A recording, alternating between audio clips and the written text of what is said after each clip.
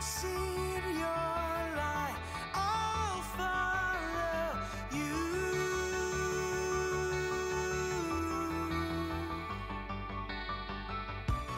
You feel my heart. I'll follow you.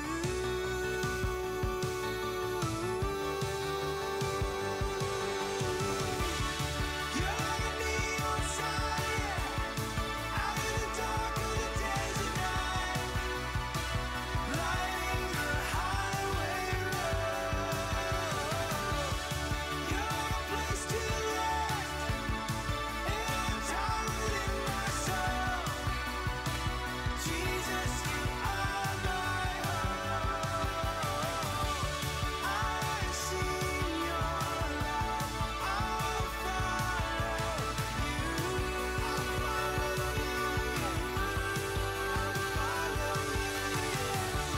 You feel my heart. I'll follow you.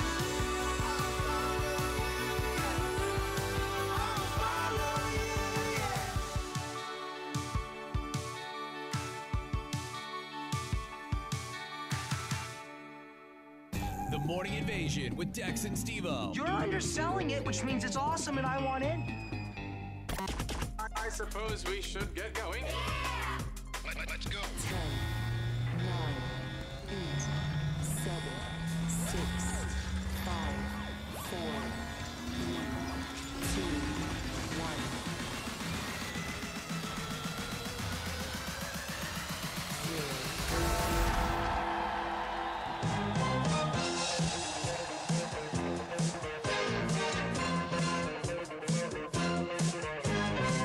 That's my theme song!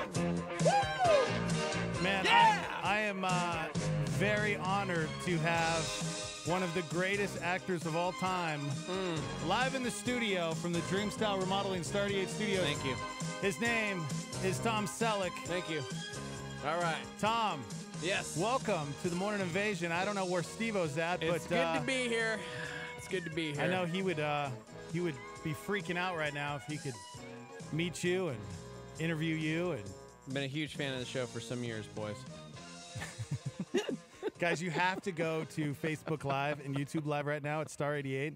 You have to, because something happened. Yeah. Something happened last night. Yeah. Guys, we're just days I away. finally snapped. 5 days away from Steve-O turning the big 4-0. Yeah, that's right. Something happens right around that time. It's almost like an eclipse. Total eclipse of the heart. Total eclipse of the face, bro. That's right. That's right, man. Man, he has got the most epic mustache. Thank I you. mean, it's better than Tom Selleck's. Thank I'm you. looking at Tom Selleck right now, and I'm Yeah. like, man, Steve-O's stash is thick, beautiful, That's right. musty. Thank you. Oh, I'll tell you right now, crusty. it's hard work, man. It is hard work. What's hard work? Looking this good. Now talk to us about your shirt too, because your shirt. Dude, this is the best part. So, all right, guys. Last night I was like, you know what? It's too hot. It's July. I'm shaving the beard. Mm-hmm. And I started in on it, trimming it down, and I realized, dang, dude, I've got some hair, man. Mm-hmm. Look at this stash. Yep. And so as I was trimming it back, actually, if you are a friend of my wife, you saw the evolution of it. Yeah. Because she was like That's pretty good. documenting it on her Instagram. That's pretty good. So as it got closer and closer to like getting rid of it, it was like, I don't know if I can get rid of this. This is glory. Yeah, I saw it this last is- night and thought to myself, that is a beautiful stash. I wish he would keep it, but I know he won't. Yeah. And You oh know my what? gosh, You it know was what? so great when I walked in this morning. I thought in that moment before I was about to take it off, I had the clippers there. And then I was like, you know what? WWMVD, man. WWMVD. What would Milo Ventimiglia do? Oh, yeah. You do look like him. And I thought, You this look is just us. like him. This is us. Yep. And I'm keeping it. Yep. Yeah. Yep. It's beautiful. Go to our Facebook or YouTube page. We're live right now. It's Star 88. And you can check it out. We still didn't talk about the shirt. Oh, yeah. Your shirt. So I've had this shirt since I was little. This is going to sound crazy.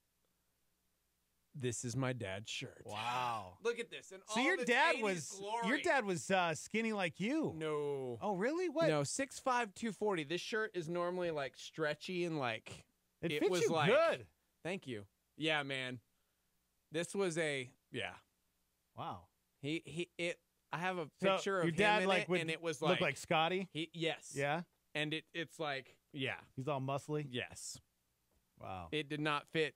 Like, it looks like a kid wearing my dad's shirt. Yeah. Like, look at the size of this collar, bro. You look like you're straight out of Napoleon Dynamite. Thanks, man. That's We why your watched that kids movie probably 3 freaked out. times this week. Yeah.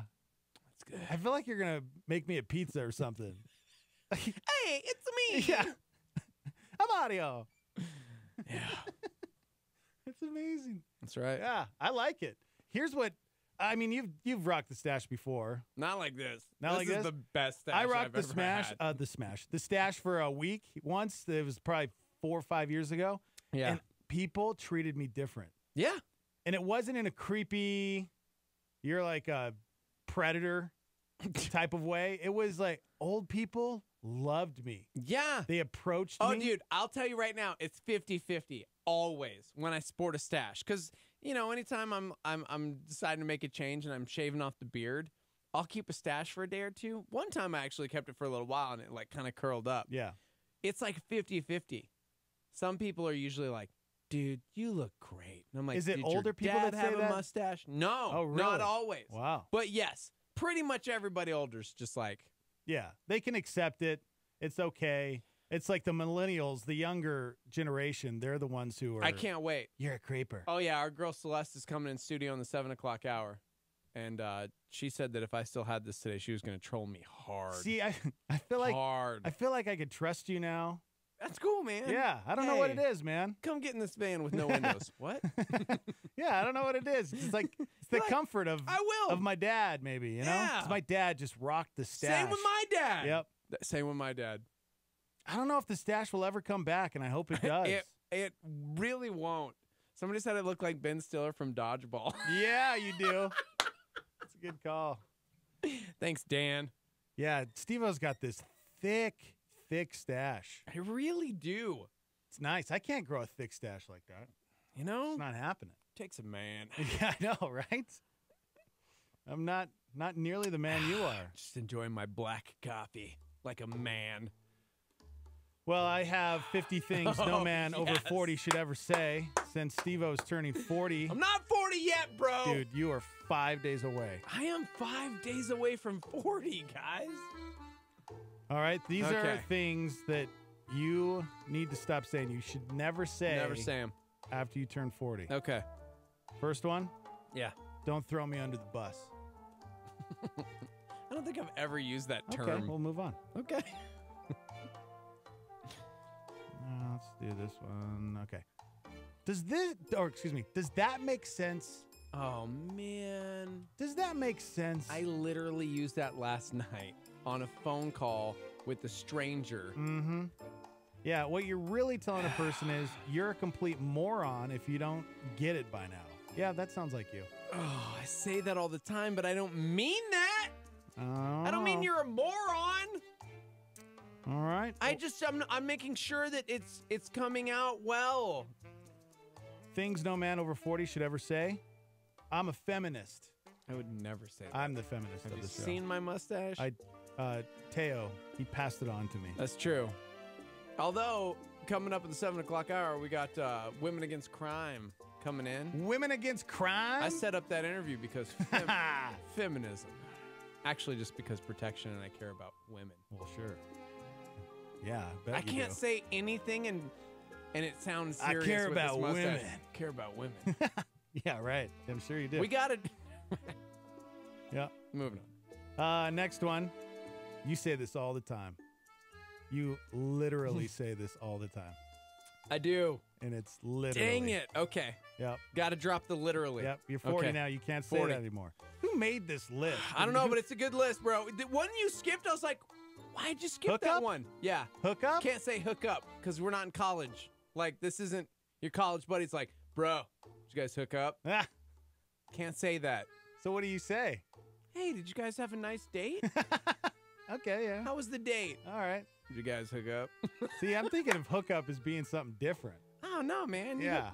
hooked up. Although, like, wait, does that mean you can't say, like, dude, I got the hookup? Yeah, I don't know if you should say that. When you said it like that with the stash, that was super weird. Man, What are I you got talking the about, man? hookup. Hey, you want to go to that Isotopes game this weekend? Know I got what the hookup. Know what I like about them high school girls? What? No. All right. Thank you, Dazed and Confused. Adorbs. Oh, gosh, I would never Yeah, say you wouldn't that. say that. I say that all the time. I don't have time for a vacation. Because you're so serious and you're old. And No, you're like, it's 'cause "Oh, we're man, busy. don't have I time. really I'm don't busy, have time man." for a vacation. See, it fits you. Dude, I've been needing to take one. Yeah. Yep. It's nice. Oh, gosh. It's nice. I never did that, although I could do that right now with this mustache. The- It's nice. yeah, in a Borat voice. Okay, that's so like early 2000s, like late 90s. Yeah. 50 things no man over 40 should ever say. Oh, gosh. Nope. Yep. Yeah, let's move on with Haven't that said one. that in 3 days. Supposedly. Oh, gosh. I hate that. Supposedly. It's supposedly, bro. The word supposedly is to the English language what Crocs are to footwear. How about this one? Irregardless. Oh, dude, we need to talk to our boy Beanix. He says irregardless. He says it. I almost called him out on it too the other day. But to But then be I'm like, fair, it's it's real. Beanix. It's real. Guys, maybe I'm just missing This Is Us. They started filming the next season, and you know, maybe I got to be that character until the show comes back. Jack? Yeah. Don't smile at me like that. Do a couple more here. Things you should never say once you're 40. I can't take myself seriously. I can't even look at you. Limited access to email. Yeah, man. Sorry I didn't get back to you earlier. I was on the road. Got limited access to email. Yeah. Can't say that. Every time I take a sip of coffee, I stand like in this weird, hey, man. Yeah. It's the stupid grin. No offense. Yeah. No offense. You have to stop saying no offense. No offense. Okay. I feel like there's the things that you need to start saying once you're over 40. Once you're 40. What about, somebody said, is bro on the list? Bro. What are some things that we need to cut from our vocabulary? Forget when we turn 40, when we become an adult. See, I say sweet. Yeah. Sweet. That's our word, man. That's like Actually, our I generational think I word. text sweet. I don't know that I out loud go, sweet! Sweet. Man, that's sweet! I think I text it when cool things happen, but I don't know that I actually say that out I remember loud. you say dope, you say sick, awesome. I don't think I've ever heard you say sweet. Yeah. That's sweet, man. That's sweet, man. We both have this like country accent. I think the stash is taking over, man. This next one's good. Apparently, if you're over 40, not allowed to say Prager's anymore. Yeah, man. You see that? My brother Scotty and his wife? They're preggers. Seriously? No, dude. Oh. I was like, what? They're having a baby? All right. Oh my gosh, yes. Go ahead. Use it in a sentence. Yes. Oh, hold on. Somebody's calling me. Oh. Yellow.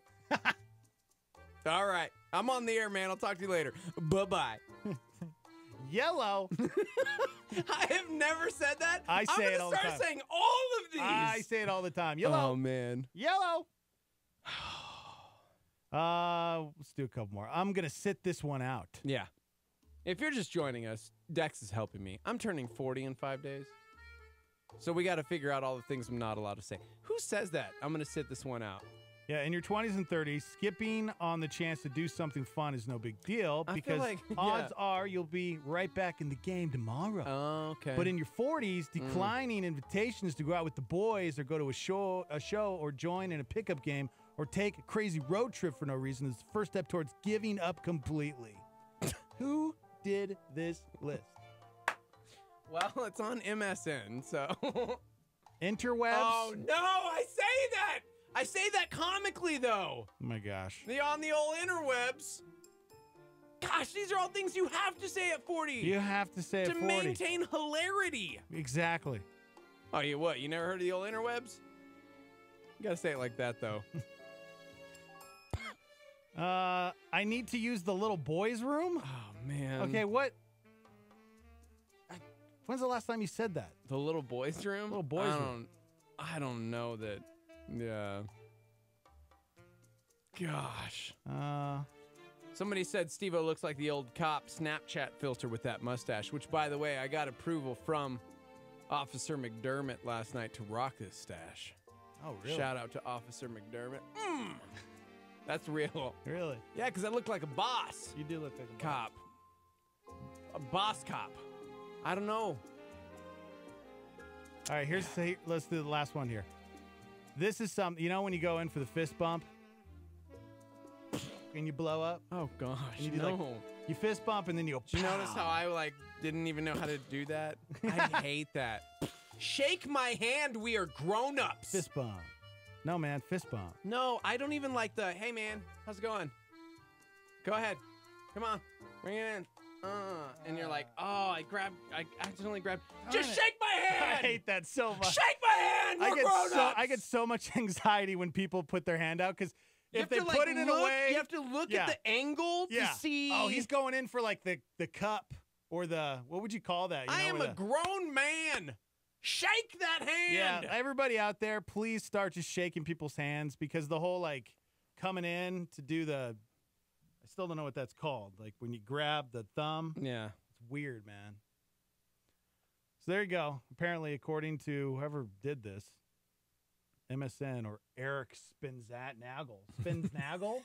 Eric Spinznagel wrote this list. Who's that guy? Yeah, it's something you should say after 40. That dude's name. Yeah, Spitznagel. Michelle on Facebook said, "What in holy love of what is that on your face?" Oh, wow. Thank you.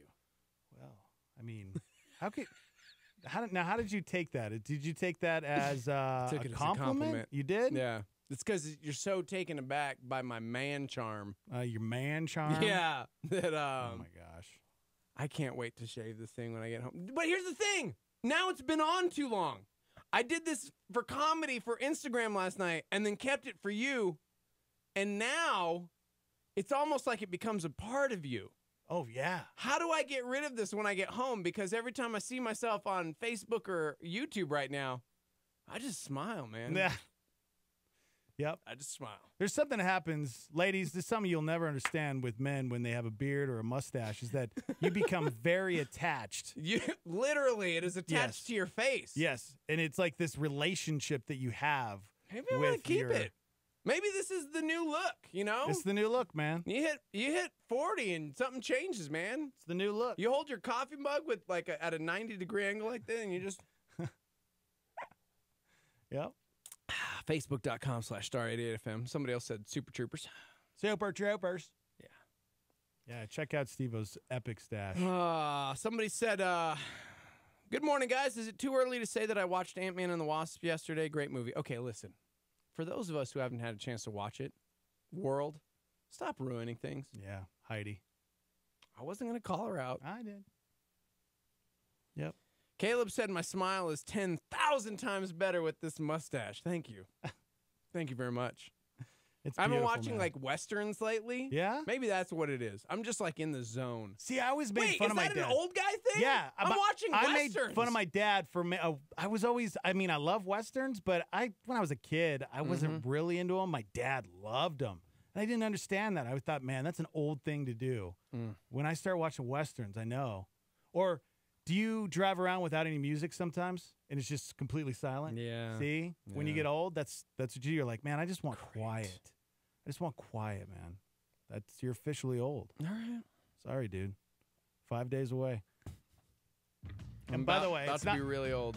everybody. I posted something on my story the other day about I got a birthday card from Calvary, and so everybody thought it was my birthday. So everybody was hitting me up like, "Happy birthday!" Everybody thought it was my birthday yesterday because I said hitting 40 like a boss or Yeah. something like that. And they were like, oh, happy birthday. I'm like, well, I guess we should think about things before we Yeah, exactly. post certain Yeah. things.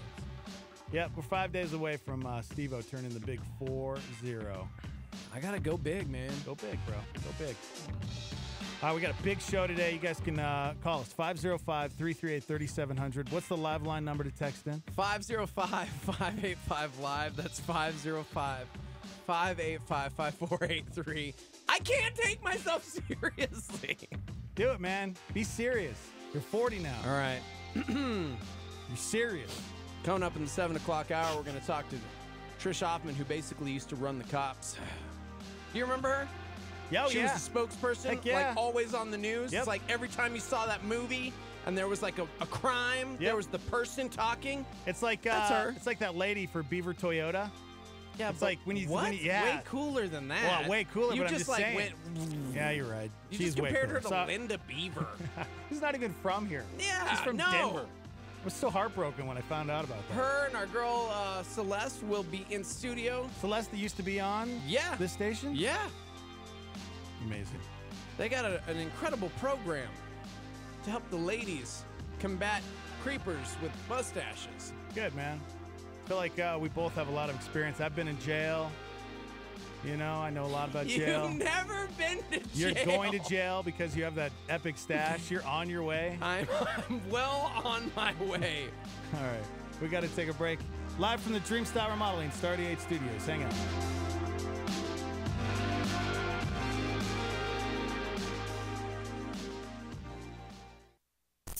Now, a Star 8 PowerPoint. Here's Francis Chan. The moment you see him, because we will all see him one day, right? Could you you gotta get your mind around this. We're all gonna see him.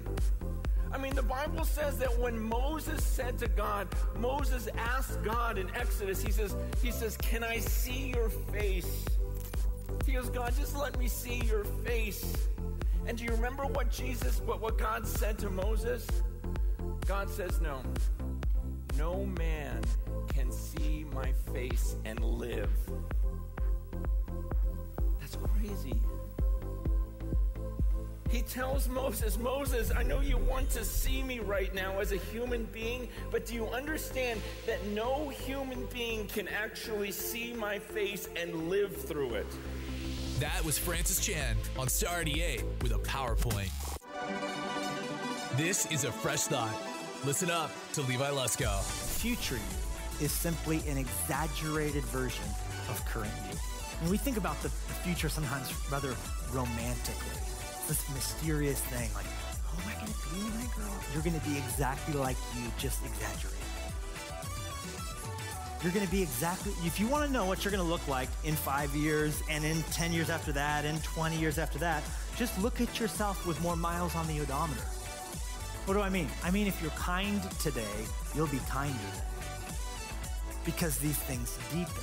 These things mature. If you're generous today, you'll be more generous. Picture a more generous person that looks somewhat like you, who's just got a little bit more leathery complexion. A kinder, more generous person. For more fresh thoughts, go to LeviLusko.com. John Bunyan with a challenge. You've now lived today until you've done something for someone who can never repay you. That's a solar flare. Star 88.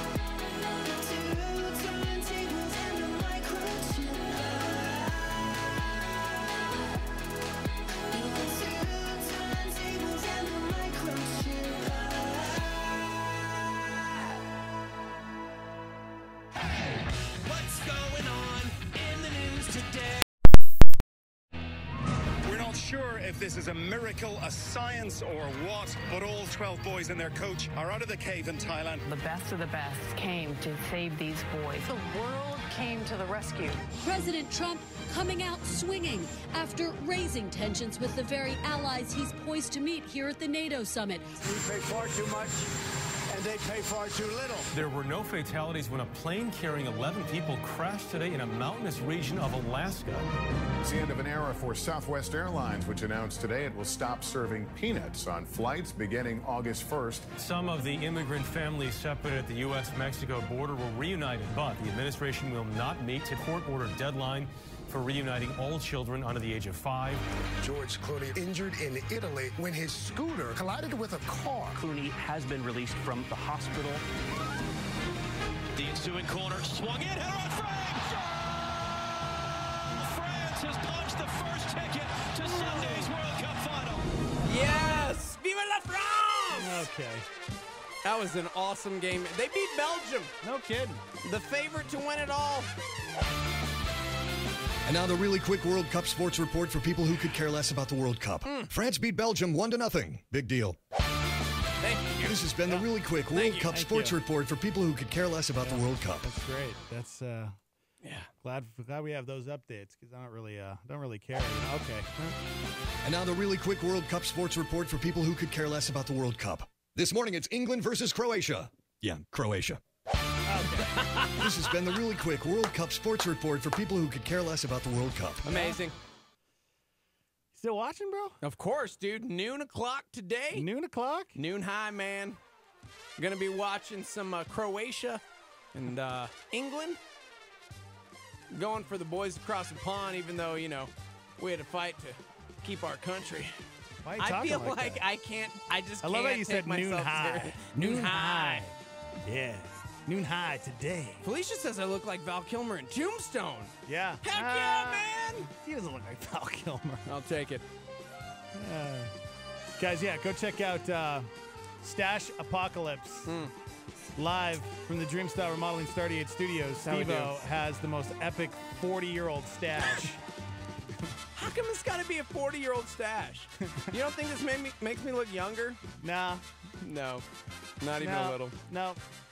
Mark and Tempe chimed in on the live line and said they saw the Fred Rogers documentary last night. Oh, yeah. He said, y'all still have a knot in my throat. Yeah, I don't... Everybody. What is it? Last time I checked the Rotten Tomatoes. Let's see. Isn't it like, won't you be my neighbor? Or would you be my neighbor? Yeah. Won't you be my neighbor? Yeah, it's like...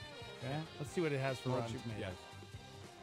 What do you think? Think it's got like a 98. It's got a 98? 93%. Okay. 99%. Oh! Dude, it's got a 99%, guys. Wow! That's crazy. I mean, okay, let's be real. I want to go hunt down the 1%ers who didn't like Won't You Be My Neighbor. Right?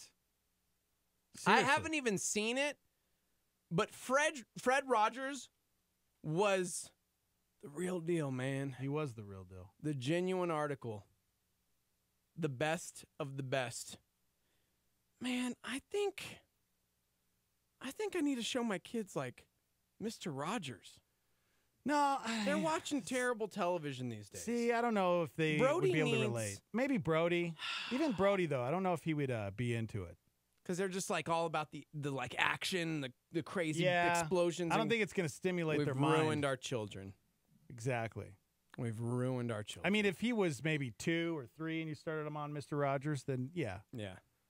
But no, he's, Brody's looking forward to seeing Ant-Man and the Wasp, and he just watched Napoleon Dynamite, and Mr. Rogers would probably be funny.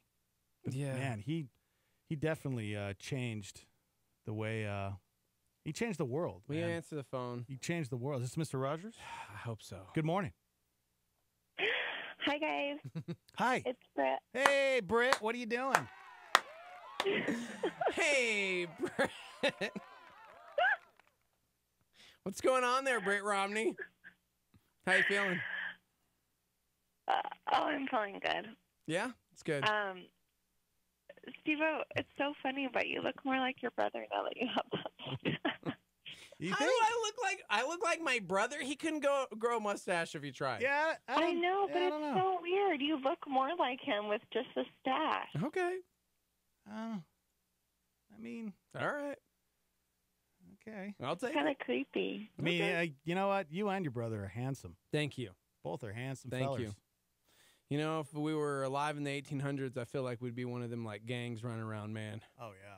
Stagecoach style. And oh, yeah. I'd have the stash, but he'd be the like head because he's bigger. Mm-hmm. Nah, man, I'm the brains of this operation. I'd be the Guys, head. I woke up this morning and turned on my, Facebook Live, and I was like, "What the heck?" I was like, "Steph." And he comes running in there, and I'm like, "What happened?" Yeah. He's like, "With what?" I like it. I'm like, "Ew, you are such an old See, man." Dad. I was just going to ask you, do you really think he looks like a creeper? No. Yes. No. Oh Why my is gosh. that? Why Are you is it? kidding me? Why is it that he looks like a Explain creeper? this. As a female, what is weird about a mustache? Oh, I don't like mustaches. Okay, but there's one. You can hate a mustache, but there has to be a reason why you hate him. Yeah. Well, I don't like to say it on air. Okay. Oh, wow. Okay. Because I feel like, I guess if it reminds you of your dad, maybe you had a bad relationship with your dad or something like that, I can understand why you would hate a mustache. Okay, don't be bringing up my daddy issues on air. But Okay? I didn't. For another I'm topic. sorry. I didn't mean to bring up your daddy issues. I didn't know you had any. Cry now. Oh my gosh! Oh my Brett, gosh! See, look at Brett, this. I Look did- at this. Oh, you can't talk to a pregnant girl about daddy issues when she's like 9.5 I months know. pregnant. My whole point is like our dad. It's okay, Brett. Our dads all had No, mustaches. you know what? Okay, no, my grandpa has a mustache. See? And it doesn't creep me out because it's like gray and like old. But like Steve-O's is like thick and fresh. black and still It's new. young. How can Milo Ventimiglia on This Is Us get away with the sweet stash? Because it was the 70s and Because 80s, it bro. was in the 70s. All right. All right. All right. Has Bill Peterson called in about this? Has he Not seen yet, it? but he did just chime in on Facebook and said Freddie Mercury. 2 words. That's it. So. Oh my gosh. But yeah. hey. Honestly, no. You know what? And I had a feeling my husband was gonna like it because my husband is secretly like an old man in his heart. Like he's Why an does it old have to be an soul. old man thing? That's it? I'm keeping it forever. Keep it forever, All man. you're doing is giving me more like fuel to keep this Keep it terrible thing. forever. I mean, What is- wonderful thing. What does Chrissy think of that? She laughed along with my children. Brody was crying. He was laughing so hard. So What did they say? What did Jack say? Jack hasn't been home yet. So it was just Luke and Brody last night. Jack was spending the night out, and yeah. So they lost it.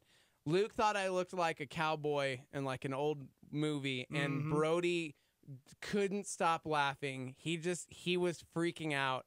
And so, of course, I had to try and like tickle him and give him all the kisses, and he just Don't say tickle. Yeah. When it comes to. I know. Please don't. Yeah. And like Paul, did you see Paul time? He Yeah. saw Stash Steve-O at a family party. Would you let your kids go Yeah. around town? Come here, little kid. I want to tickle you. Absolutely not.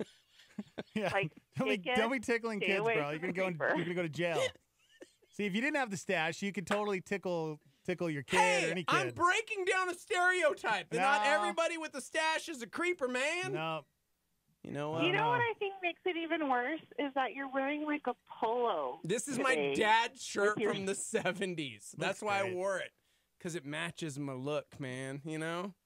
Just going for it. Just going for it hard today. Hard today. Yeah, man. Midlife crisis.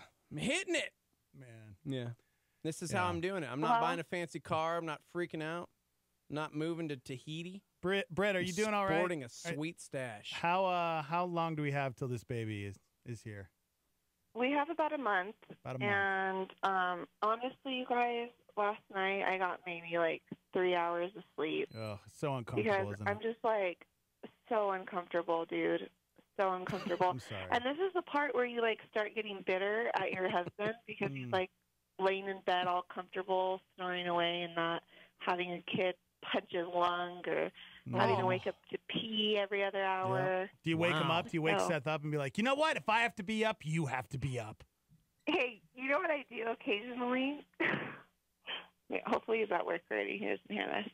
But I like throw a jab with my foot. Sometimes, my just God. to, like, just to kind of like, or I turn up the volume on the TV a little bit. Britt. Like if I'm going to be uncomfortable, you're going to be uncomfortable. I know, you guys. Your poor husband. And you know what? Let me tell you, I'm like starting to rage. Like yesterday, I had to go to Hobby Lobby. My mom's with me in the passenger seat, and this guy almost cuts me off. And I'm like, "What the heck?" I'm like, hitting my horn, and my mom's like, "Britt, we're in Albuquerque. You shouldn't do that. You have This a is baby true. in the car." This is true. Yeah, you got to be careful. I don't honk at anybody. Yeah, don't ever do that. I But know. you know I what? It's not you, really Britt. do Britt, it's that. okay. It's I okay. It's your know. hormones. You're all No, out of it's whack. not. No, it is. You're out of whack right now. Your body is It's bad. freaking out. So you know what? It's okay. Don't get too down on yourself. Dude, and I can't even eat a bowl of oatmeal without getting heartburn. Man. Does Seth have heartburn? I had sympathy heartburn. What is happening? I had sympathy heartburn. I never get heartburn, but when Leslie was pregnant, No, Seth- I got heartburn. Seth doesn't have anything. Seth is just happy and dandy and, doesn't have a watermelon between his legs. Gosh, all this pregnancy talk is compelling. But can we get back to my mustache? Yeah, let's get please? back to your stash.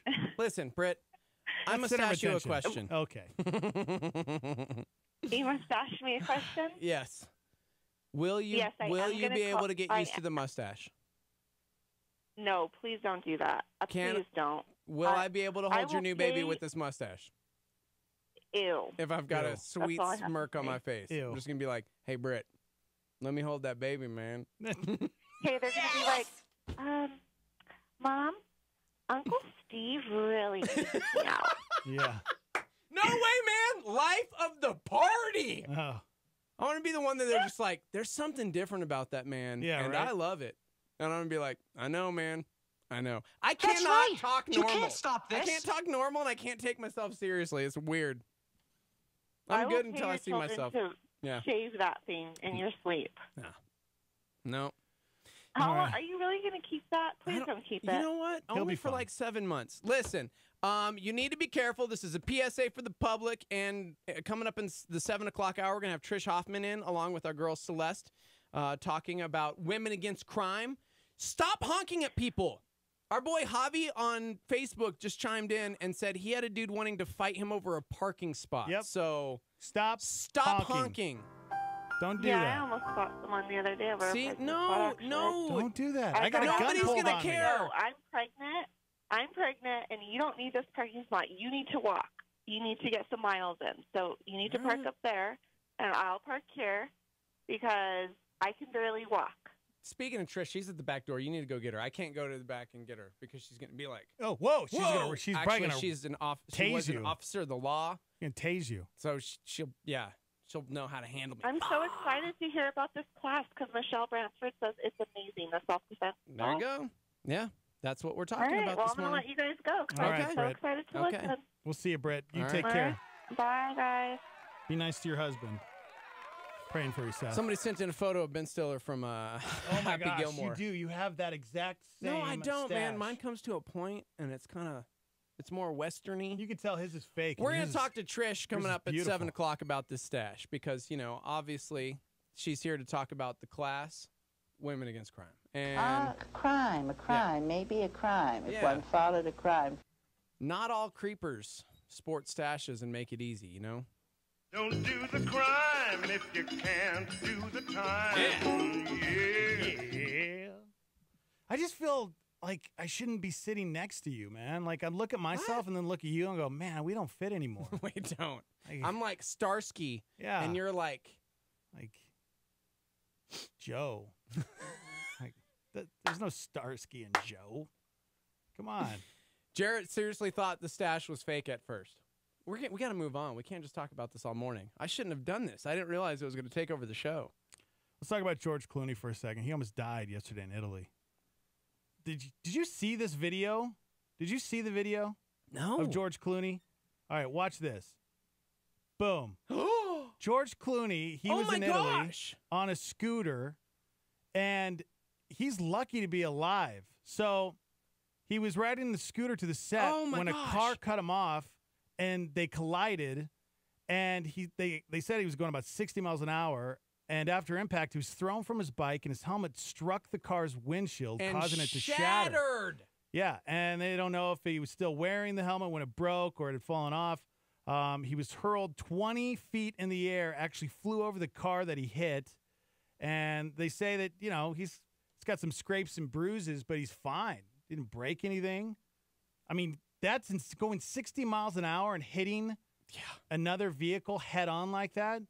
See, that's why you got another PSA, guys. Wear your helmets. Seriously.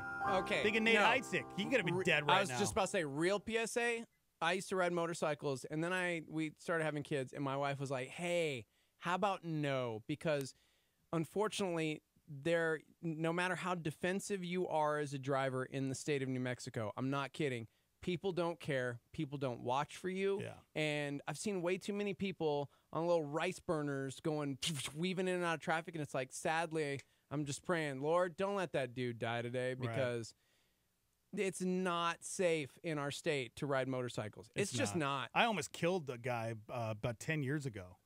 Seriously, I almost did. Yeah, I got... Because of a blind spot. I have a sweet scar on my knee from driving, and a car just flat out didn't see me, cut into my lane, clipped me, and dumped my bike and rolled up on my leg. Right. Yeah. It's tough, man. Sometimes you don't see them. I was riding a Harley. Like, I rode loud bikes because I wanted people to be aware of me at all times, which is why they're obnoxiously loud. I always wondered that. I just thought it was like I'm a man, I want it loud. Yeah, no, that's probably why. But that's okay. like, seriously, Harleys are known for that. And I wanted a loud bike because I always wanted people around me to be aware that I was in the presence. It didn't matter. Yeah. Didn't matter. Didn't matter. Yeah. Well, people are paying attention, and if you ride a bike, please think about just let's turn it in. Let's sell it. The question is, how is his face? Somebody wants to know. The face of Clint. How is it? How's his face? I don't know. They said scrapes and bruises. There's no picture. So, but man, he's one day you're headed to the studio. The next, head-on collision, man. Wow. Could happen to you right now. Okay. Just another reminder. See, today's going to be all about safety, guys. Talking about motorcycle safety. Coming up in a few, we're going to talk about like actual life safety. Yep. How to prevent an attack. Whoa, Did bro. you see that? Don't be doing that with that stash, man. I know. Don't be doing that. All right. Next thing you know, you're in jail, and you don't want to be the guy with the stash in the jail. Just right to the... Just to the throat. I don't know if that's actually how it works. We're going to find out. Yeah, I don't know. I don't want to keep her waiting, man. Go get her. It's cool. I'm nervous, though. Go grab her. Do you think she's going to tase you with that stash? Yes. Isn't if she retired? I open the door and literally start with a "Don't tase me, bro," do you think she'll be cool? I got a creeper stash. I'm part of the experiment this morning. You know what I'm saying? We'll take a break. When we come back, we're going to talk to Trish Hoffman and Celeste. You know Trish Hoffman, literally the head of all the police forces on television. Every time anything crazy happened, she was there. Right. She was the spokesperson for APD. And I seriously, it was like, oh, she's on the news, taking this serious. I love her. I'm so excited. I'm not even going to lie. All right, we got to take a quick break. We'll be right back with Trish Hoffman and our friend Celeste, live from the Dreamstyle Remodeling Star 88 Studios. Hang out.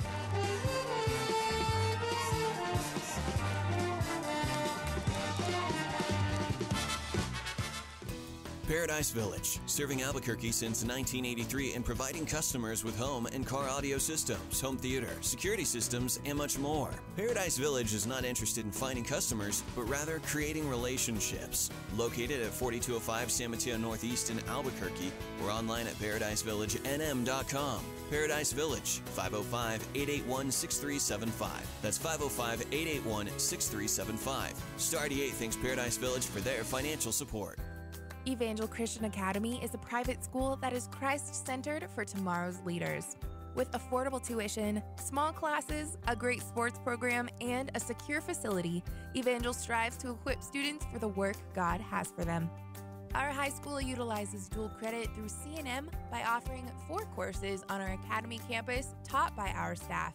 Evangel uses a leadership-driven and individualized learning model to help prepare your student to stand strong in their faith and be ready for the real world.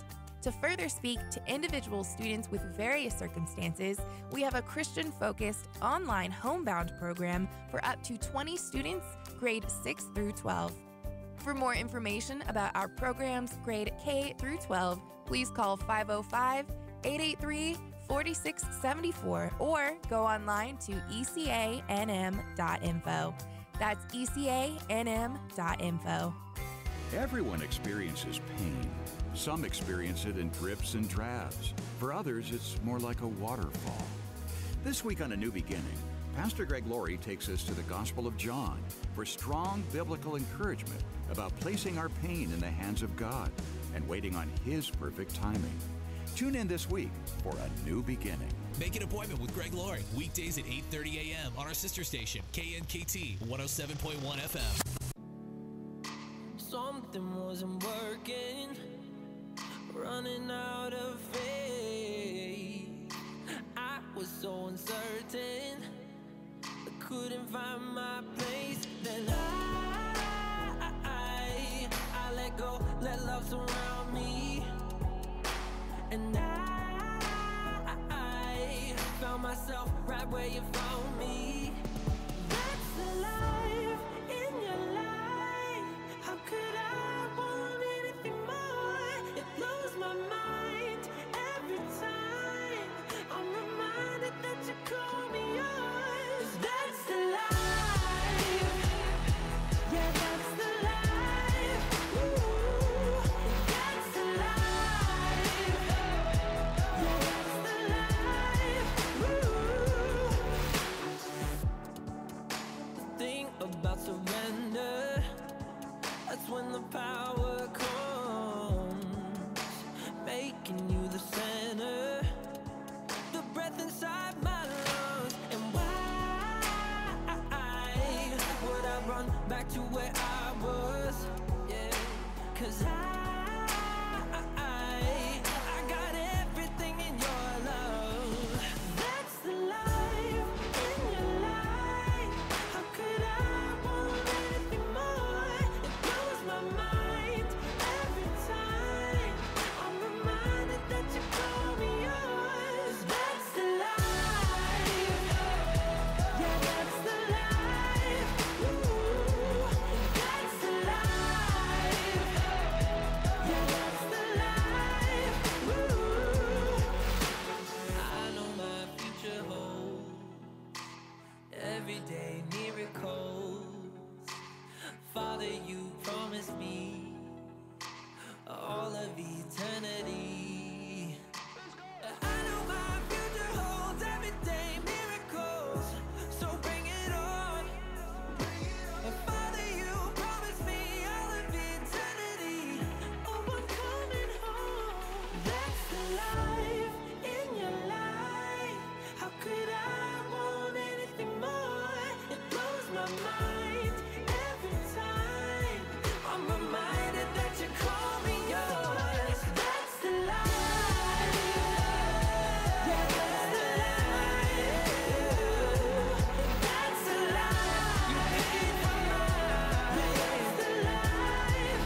Ooh, that's the life. Future holds everyday miracles, so bring it on. Father, you promised me all of eternity. Oh, I'm coming home.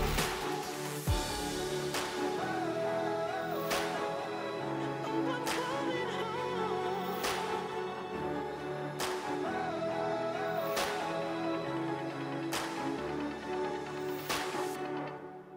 Music with more than a beat. Vertical worship, Christian hits, and fresh indie on Star 88. KLYT, Albuquerque, Santa Fe.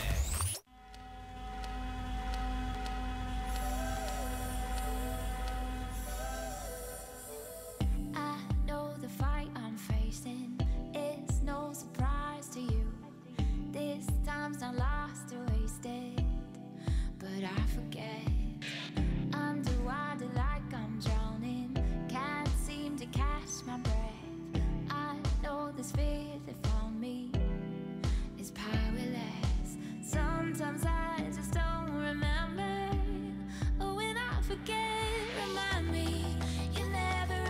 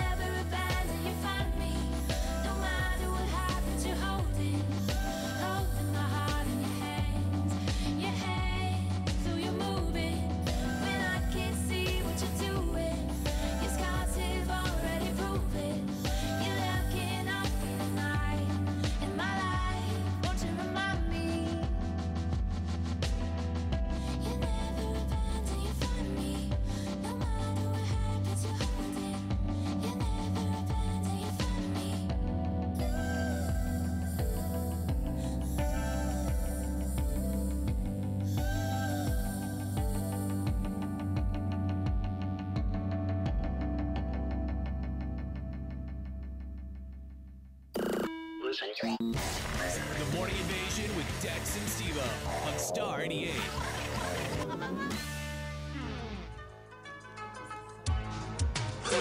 So much fun. So much fun.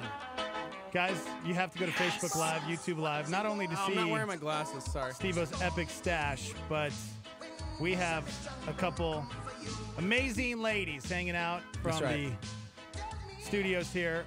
Trish Hoffman and Celeste. Hey. Welcome to the show, everybody. Good morning. Good morning. Good morning. You may know Celeste from such things as Afternoons with Celeste. The and best. I'm just kidding. What? Yeah. Yeah. I'm just saying that was the best because I got to prank you guys. Yeah, no, that was the best. So, yeah, welcome.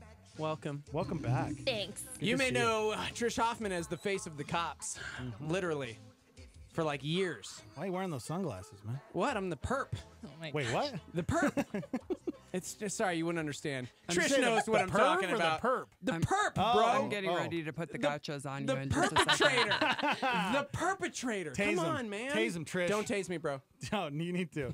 Tase him. Tase him right Welcome now. to the show. Thank you so much for having me. I'm like kind of nervous. You're like local celebrity, so it's pretty cool.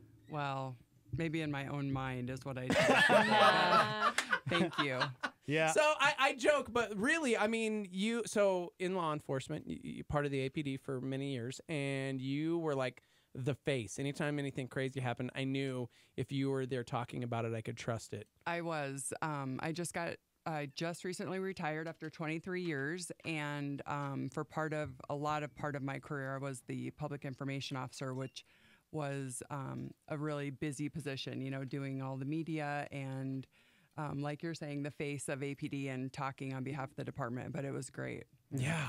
Was it ever weird? Like, oh, look at that. Was it ever weird knowing like behind the scenes stuff, and then you're standing at the podium and it's like, these are the things I can say. Well, the goal of the police department when you're having a spokesperson is to give as much information as possible, be protective of cases, and so that if we're attempting to catch a bad guy, that we don't want to give out too much information if we're working on investigations. So it's a really important piece of the police department. I was fortunate, really, that I got picked to do that. It's crazy. Like about a month ago, how much do you follow crime now? Well, I'm not out there anymore. I'm taking on a different role now, teaching women how to protect themselves. And I think that's really, really important. It's just a passion of mine, even when I was on the police department. And so I do follow, of course, APD. That's, once a police officer, always a police officer. And those are my peeps. Yeah, dude. So, and this is my city. So I still follow everything that's going on. Oh, man. So doing morning radio, about how long ago was it that it got crazy at in my hood? Oh, it was 2 months ago? 2 months ago? Yeah, Okay, so a what couple part months of the ago. hood do you live I in? live on the west side. I live on the west side. I live on the west side. Okay, here's the thing. My neighborhood, totally cool until it wasn't. I'm sure everybody has seen, and now that I can talk about it, it was like, that's why I was asking the question, because a couple months ago, a kid was totally like shot in my front yard. Yeah, no joke. And it was the kids that took out a homeless guy for fun. Did you see that? Yeah. Terrible. Lived across the street from me. And so I was watching the news because literally happened in my front yard, kids bleeding out. And I'm like, we're trying to save this guy's life. And watching the news, and it's like, and we have no information, and I'm like, I know his name. He lives right there. They should have just That come and is asked a you lie. what happened. No, I mean, but it was like, but they were like, yeah, bro, we don't want to like give up the goods that like we know where this dude is, you know? And so it's like, we got to get that guy. And I'm like, oh, okay. And then like a week later he was arrested, and I was like, dope. Good job, baby. Well, and so much of the information is there's a reason for that. Oh, yeah. The goal of the crazy. police department is to protect the community and really find the bad guys, right? Yeah. So in order to do that, there really is kind of a process that they go through in order to give out information so they can track leads and give it to the detectives. And so really, they probably do know more, but due to the fact of the severity of the case or, victim identification, things like that. Can I just say it was really, really difficult? I don't know how you did the job. Because I'm like on the morning show going, I'm not allowed to say a word. Yeah, that was really tough for you. Nothing happened. Yeah. Because it was a crazy story. Like, my wife and I were watching television, all of a sudden it was like, I think I heard a gunshot. Like, And I was like, there is a kid in my yard bleeding out. Like, it was a crazy, and I'm like, this is going to be crazy radio. And I wasn't allowed to talk. So I talked about it. So yeah, I'm like, well, you can't. They didn't say I couldn't. No, stop it. So my question is, since that happened in your neighborhood, have you done anything different now to take, kind of charge of your personal safety? I was going to say, well, I mean, so my wife and I are already both certified with handguns, rifles, everything. My children, same. They went through the calibers program. Has a stash. I have a stash Nobody that messes scares with them people. now. Deterrent. Literally that day, because we had been praying about it for some time, because our neighborhood actually is very safe. It was just this one problem kid. Really problem kid. But once it happened, it was like, dude, it could happen at any time. Like, you never know. And so instantaneously we went and purchased a handgun, I have a little, I'm like, I don't want to say too much. I don't want to give the bad guys too much people information. to know, hey, I got a gun. Truly. And we always had a gun safe, but not one that was close by, that was quick, that I could have it ready to roll. So that's how we started. So, but the good thing that came out of that entire situation was instantaneously, I mean, everyone in the neighborhood came out to see what was going on. And, when your front yard is like crime tape and everybody's asking questions, we immediately started a group, a little chat group. We started, you know what I mean? So everyone in the neighborhood. And you guys weren't close before that. You didn't know most of your I neighbors. didn't know a lot of the neighbors. And so now it's like we seriously know every single neighbor. If somebody's going to be gone, they're like, whatever it is. And so the neighborhood actually kind of all got together. And so we've got like a neighborhood watch, if you will. We started a group. We've got a little group me going. The Nextdoor app's been really good too. And unfortunately, if out of a tragic event that the neighborhood got together, that really is a positive thing. Really knowing who's in your neighborhood, who should be there, watching each other's backs. That's something I talk to people all the time about. You don't have to go and hang out with someone at a barbecue every weekend, but really to kind of take ownership to what's happening in your neighborhood. We wouldn't want anyone to get involved and get hurt in anything, but more so be a good witness. But to really get to know the people that live by you, it's important. For real. Yeah, let's talk, if you're a woman out there listening right now, let's talk about your classes, because, I think a lot of people, most people out there, they don't know what to do. If somebody pulls a gun on you, or creepy guy with the mustache, somebody in a parking approaches lot you, is approaching you, in a blue shirt with striped tennis shoes. Exactly. Let's talk about some of the things. Wow, you immediately had my dang, because I was girl. sizing you up from the time I got here. It was hilarious. You were at the back door, and I'm like, Dex, go get her. I can't. I'll scare her. I've got a creepy stash, man. You're not going to scare Trisha. No, I won't. That's true. That's very true. Well, let's talk about my class. So it's womenagainstcrime.com. Classes are run. They're really seminars. They're 3-hour seminars.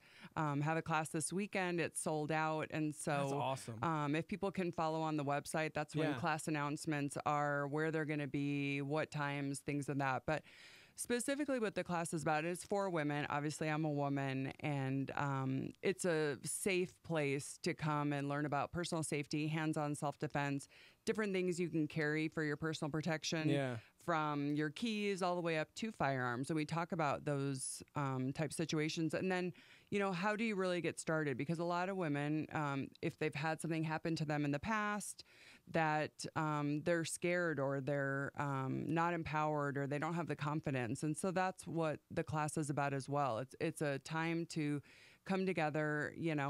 You can always go take a martial arts class, and those are all great things too. Self-defense is not a style. It is truly just self-defense, and learning, the way you walk, the way you carry yourself, the way you carry a purse, if you carry one, what to do in your house, in your car, when you're at the grocery store. I mean, things that we tend to get lazy about is we really need to be really aware. And this is not, so intense where you're going to have to go daily and every single day, but it's something you really should think about, and some steps you need to do to protect yourself. Yeah, that's cool. Celeste, okay, so you've taken it, obviously. So this is You're one of my like star an advocate. students right here. This is Celeste. That's me.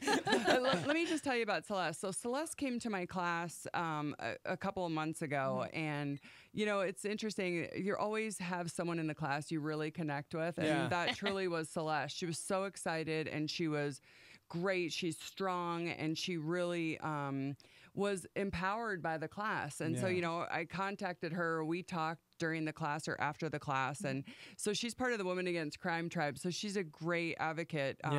Believe me, I don't pay her anything. If I could, I would.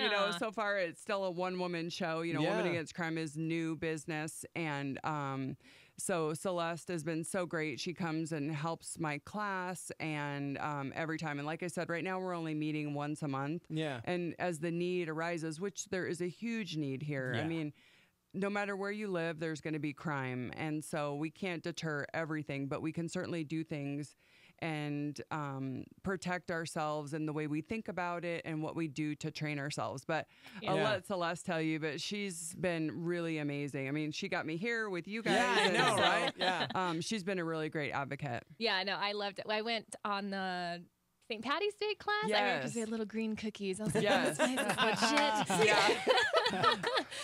But you know what? I have kind of grown up a scaredy cat because I grew up with a single mom. So she was protecting the house, essentially. So it was always like, any guy could come sneaking through that window in the middle of the night. Right. You have to be ready. Oh, man. So I was always very safety conscious. My friends are always like, Celeste, you need to chill. Like, it's going to be fine. And then, of course, things would happen to me and not them. Like, my car would get broken into, our house get broken into.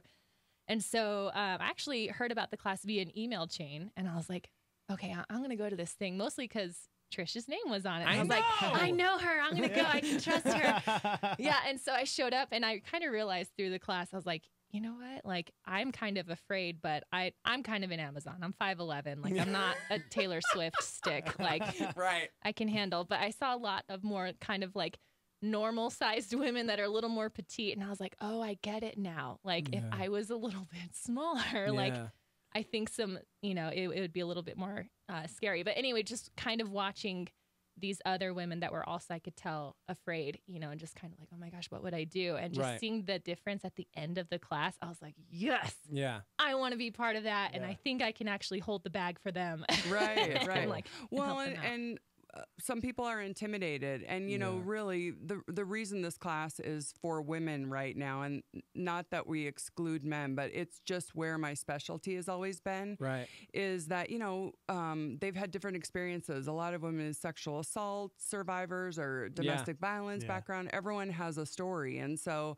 there are places that men can train already and have been training for a long time, and this just was more specific to women. And so, awesome gals like Celeste come through the class, and I get to have a relationship with them now forever. Like, that's our connection, you know? And there's hundreds and hundreds of women. I mean, the last time I counted, from the time I started Women Against Crime in 2001, probably almost 10,000 women that I've been in contact with. And so, that's a small number in the city of Albuquerque, and my goal is to get to all of them if possible. And, if they can't come to my class, that's not the only option, of course. Do something for yourself and do the research, because it's important that you are comfortable what you carry for protection, and that you want to and realize why it's so important. Because when things happen, whether it's your purse gets stolen or heaven forbid that you get attacked, that you actually have the mindset and something to pull from as a skill set of what you need to do, which, if there's a gun or a knife and someone wants your stuff, the real answer is just give it to them. I mean, that's not worth your life. But if you ever are getting threatened to be taken to a secondary location, statistics shows that the chance of you surviving that is slim. And so, those are decisions you have to have already in your toolbox, if you will, to protect yourself and to survive, which is really the goal. So within the class, I know you brought in, I forgive me, I'm like, they look like kitty cats that will murder someone. I call them self-defense kitties. I hand them out to all my friends. So I brought you a couple, of course. They're called equalizers. And, we're just going to call them Denzel. I was just going to say. The Denzel. Oh, man. They look like little kitty cats from like Powerpuff Girls that will just straight murder you. Yeah, it would. So, the thing about this is, I'm always about having options for what you can carry, from real minimal all the way up to whether it's a civilian taser, this is a brand new device called my God. We're going to do it. No, You're going to get Defense changed, Alert bro. device. Shut up. We're not doing that. I'd clear out this whole building if I pushed this. Yeah, that's not even a taser. What That's is the that? mace. So it's actually a pepper spray on steroids, Okay. believe it or not. It actually has a GPS tracker. It has my a gosh. LiDAR.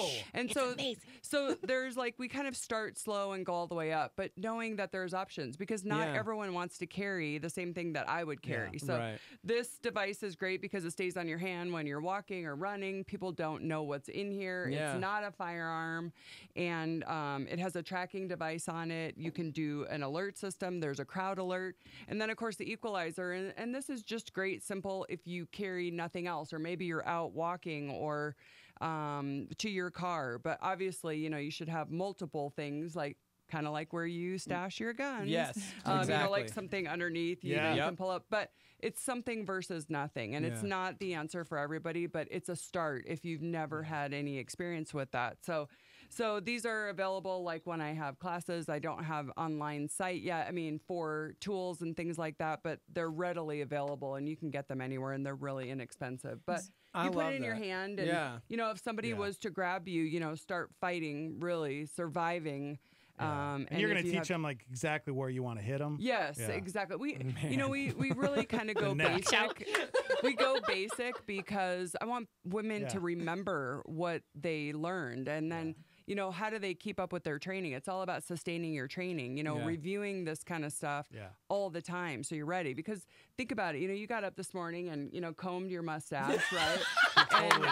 And your hair, and there's probably some gel in there, I'd imagine. I woke up like this. That's not a lie. I'm sorry, guys. But we have a regular routine, We do. So being part of your routine is to kind of put your self-defense, your personal safety feelers that you're going to be aware, you're going to be observant, the way you walk kind of tells a lot about yourself. And so being confident, head on a swivel, and these are all things that all my students have heard, and I continually say it. I'll tell Celeste a million more times, and so that it sticks, you know, because you can't just hear something one time, and you really have to walk the walk, if you will.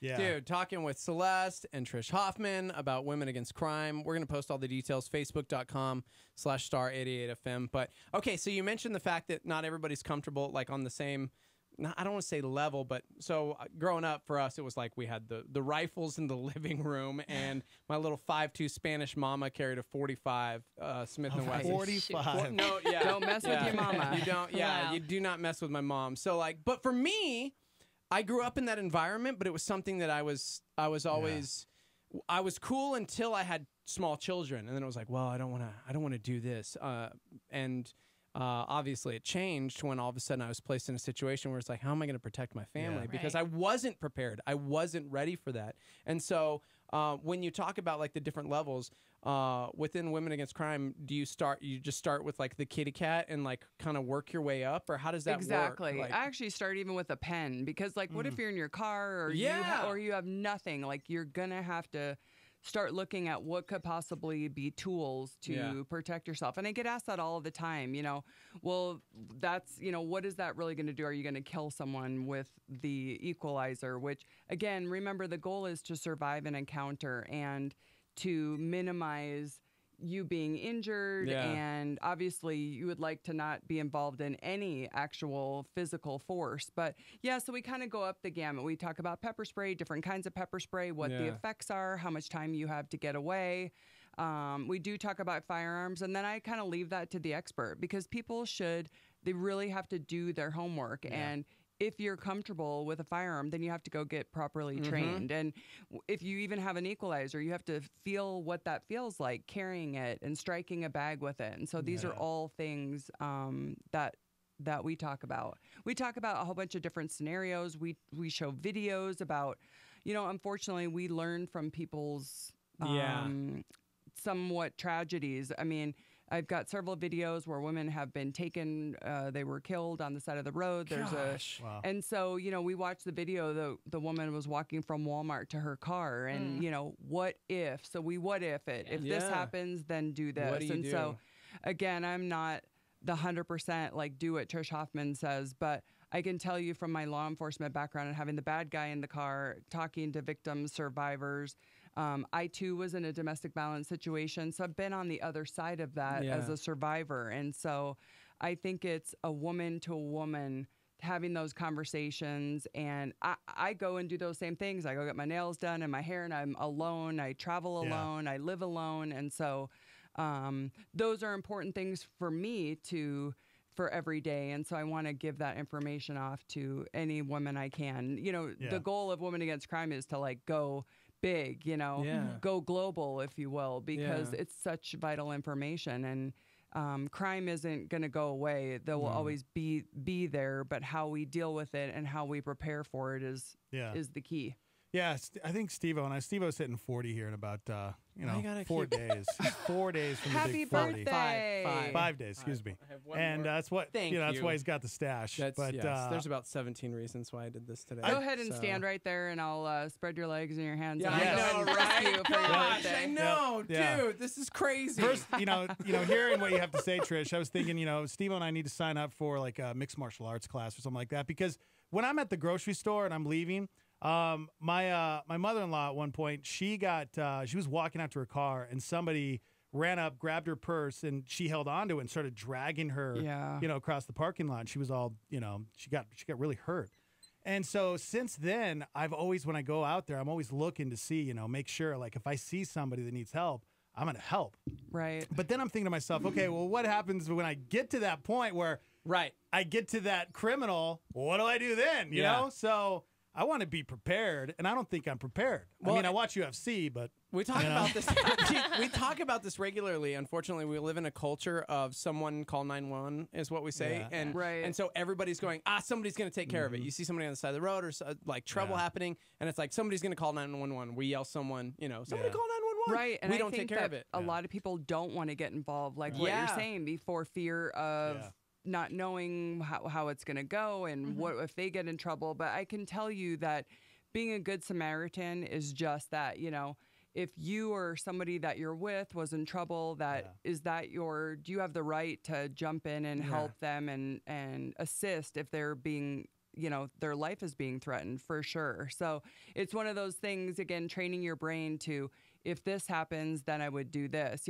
As simple as see something, it's not normal behavior and kind of follow through. I mean, break it down to like, you see someone looking in someone's car in the parking lot of Walmart or Target or any of those places that we go. And if that's not normal behavior, because that's probably not something you guys would do. Well, Steve, no, I'm just kidding.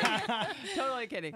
But if you see something that's not normal behavior, that you actually go back in the store and tell someone. We don't. The police department doesn't expect you to intervene and we see people really getting be shot. a good witness. I mean, there was an incident where there was a shoplifting, and a good citizen tried to assist over a misdemeanor crime and ended up getting hurt. And thank goodness they didn't get killed. And so it's really having that type of information in your head.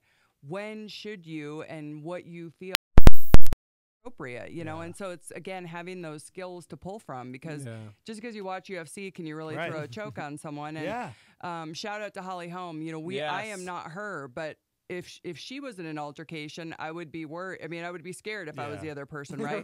But we have different experience. I wasn't trained that way to throw a fight. I mean, to throw a punch like she is. So I have to go to other things, knowing that I can have a knee strike or an elbow, or have a tool to assist me in the surviving an altercation. And again, hopefully you can run out of the situation, talk your way out of it. But if you can't, this is when you need to kind of take things seriously. Yeah. Are you ever off? Like, do you get to enjoy dinner at a restaurant? Or, yes. Or do you you're like eating your pasta Predator and then vision. it's like 5'11", 180 pounds. Like everybody that walks in the door, you just size everybody up always. Well, I think, there is part of that was back, believe it or not, I still refer to my training. So as training in law enforcement, that really doesn't ever go away. But my life has dramatically changed. I get to, go to the gym in the morning now, and I get to go. I didn't recognize you. You were at the back door, and I was like, somebody's at the back door. And I was like, oh, because you're not wearing like a bulletproof vest and a bunch of gear. Yeah, that has changed. That's not my normal outfit anymore of the day. Yeah. So, but for me, it's really important to still maintain a level of training as well. I mean, this is what I want to do for the rest of my life, is to teach women and really focus on personal safety issues. My expertise is more in overall personal safety and looking at statistics and giving women a lot of options, going over tools like what we talked about. That's really my expertise. We do hands-on, and we try to keep it basic because it is a basic class. And then as things progress in Albuquerque with my course, then we'll change that. In fact, we're getting ready to kind of not change the class, relaunch. But relaunch. Yeah. Thank you. Like, so August and September, there may be a break, and then October, maybe have like the next step of classes, maybe intermediate. Do you need a male perpetrator? Yes. Actually, you don't I don't know that I want to keep the stash for that many months. I have but seen what happens, Steve-O. You don't want to be that guy. No, but I mean, you know what? And I will say, you said green cookies, and I'm like, that was for St. Patty's Day. Okay. Right. It was a That was special orange occasion. cookies for October. I will say though, there is something to it being a women's only environment. Because I know some. I encountered some men and women that I was telling you about the class, and they're like, well, how come guys can't come? They need protection too. I'm like, look, there are plenty of places you can go, and that's great. I agree. And like, there's nothing against that. It's just, there's something about the environment when it's just us, there's like a sense of calm and like, this is a little more safe, and there's some women that have had some traumatic experiences and would be a little on edge if there were, other guys in there. I will not show up then. Yeah. Really, I hope men don't take it personal in that way, because a lot of women have said, that it's a comfort level, and they feel like they can share their story, or they feel like they have a connection because there are just other women there. And so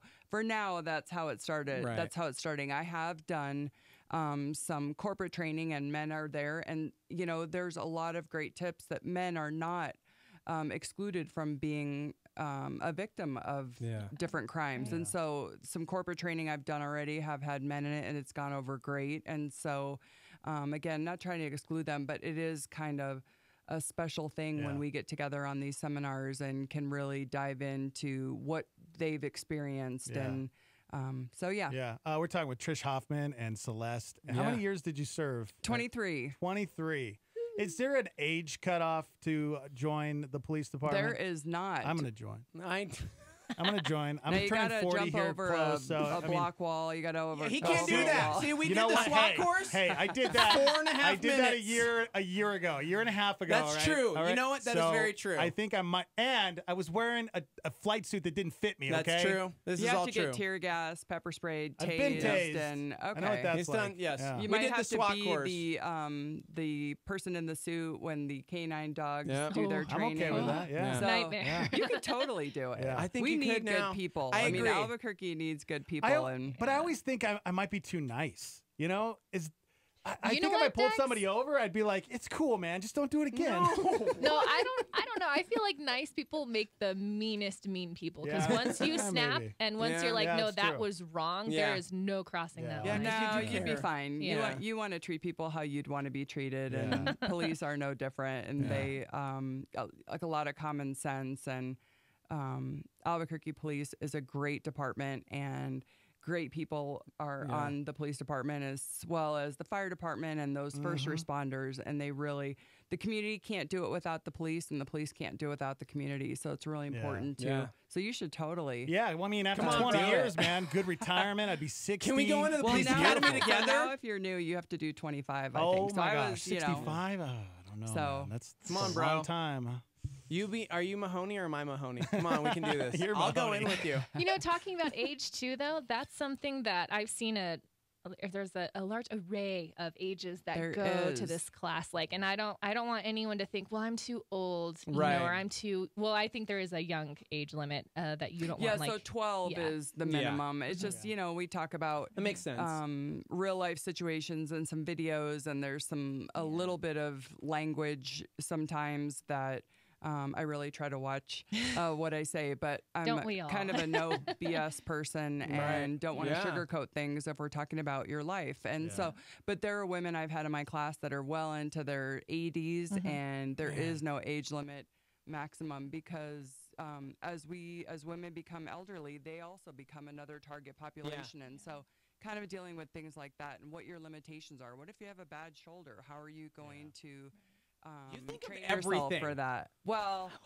I've seen a lot of those things, and I've read a lot of police reports, and of course I get a lot of questions when, I mean, even as some, questions that come up about like workplace stuff. What do I do? I'm getting a hard time from a colleague. What can I do in that environment? And so, although that's a little off kind of seminar stuff, but again, woman to woman, I think that's where that comes up and why that's such a passion of mine. Gosh, amazing. That is cool. I love it. Dude. I know, right? Ladies, let's get going on this class. I want to go as the perpetrator, but I really don't want to get beat up. So maybe I'll sit this one out. Get pushed around Besides, a little the bit. stash is not lasting We'll be the week. calling you for the next seminar. What's the website again? www.womenagainstcrime.com. There you go. Beautiful. I'm posting everything to Facebook as well, along with the sweet photo that we took. We have to. That was awesome. Yeah. Thank you, guys. Trish Hoffman, No, thank Celeste, you. Thank you, Seriously. guys. All right. Amazing. We're going to take a break. We'll be right back.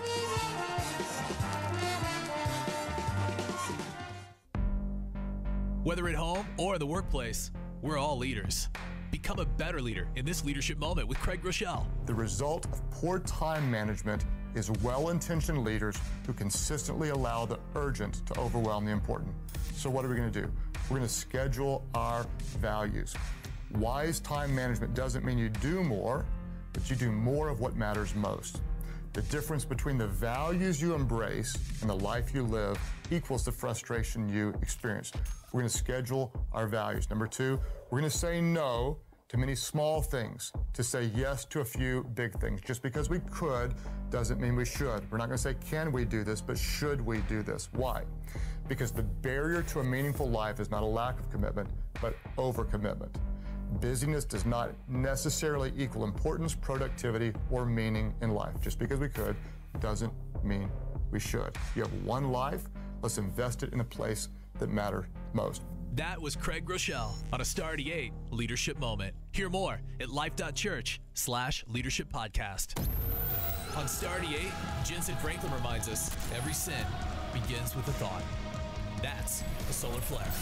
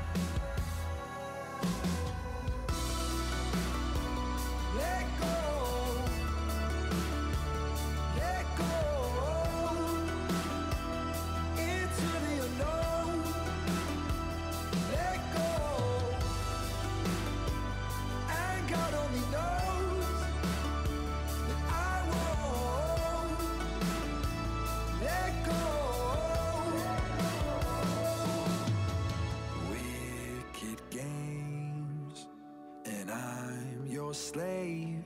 If you don't love me, then why don't you set me free? So why did you take my heart, my heart?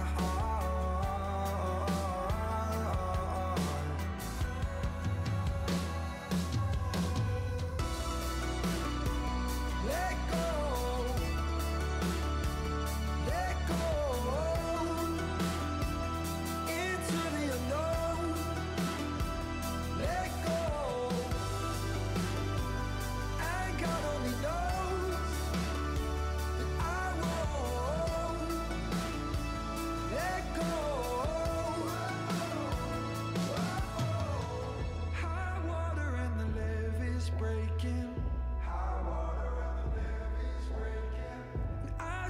But it's not worth saving.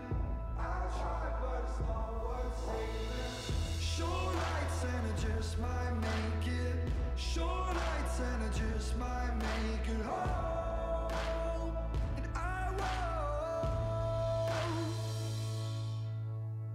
Let go.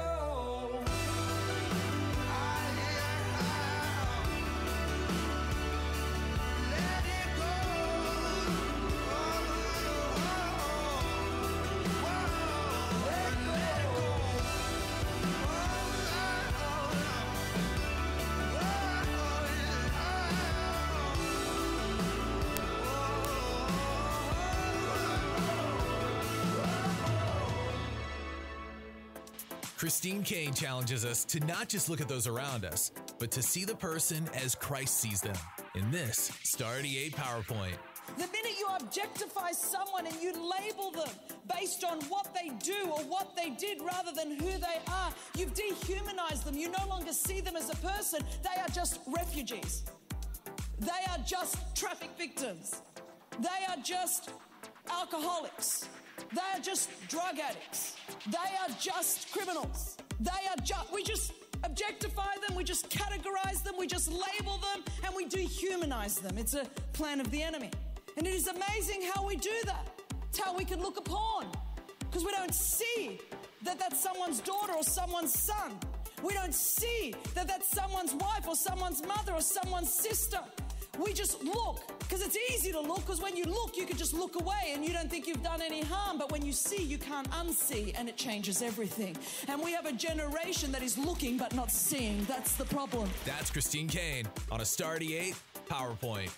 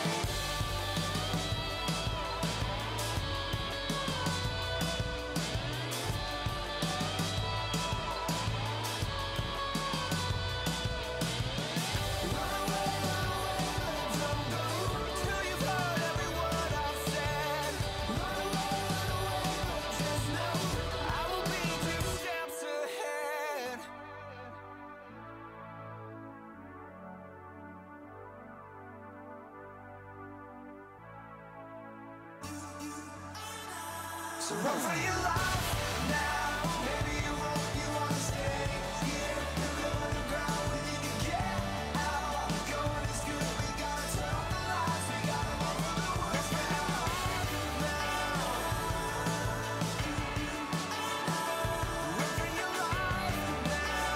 Run for your life now. We lie awake at night.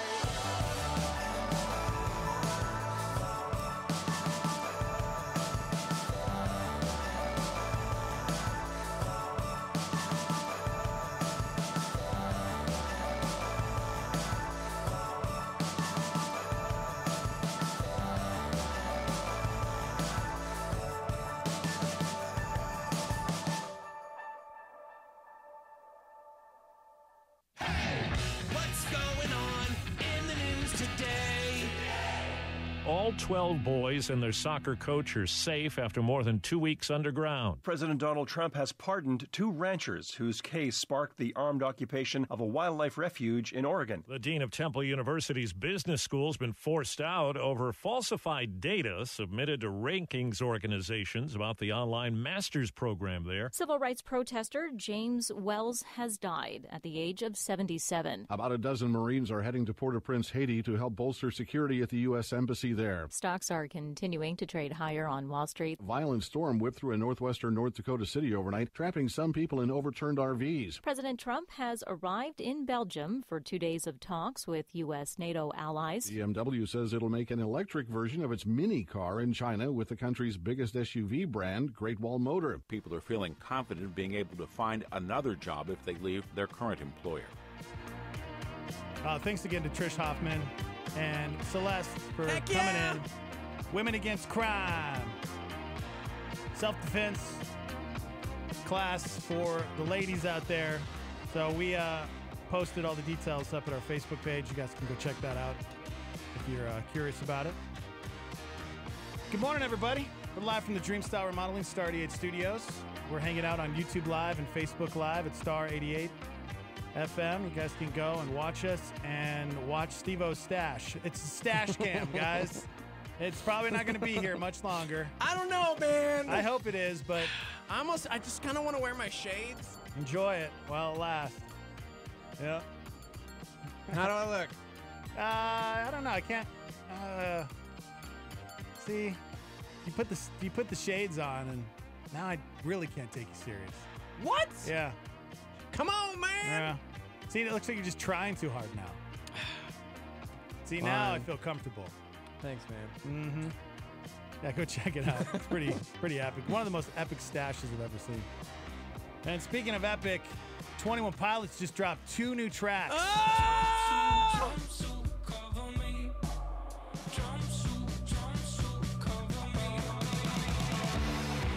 Dude. Listen.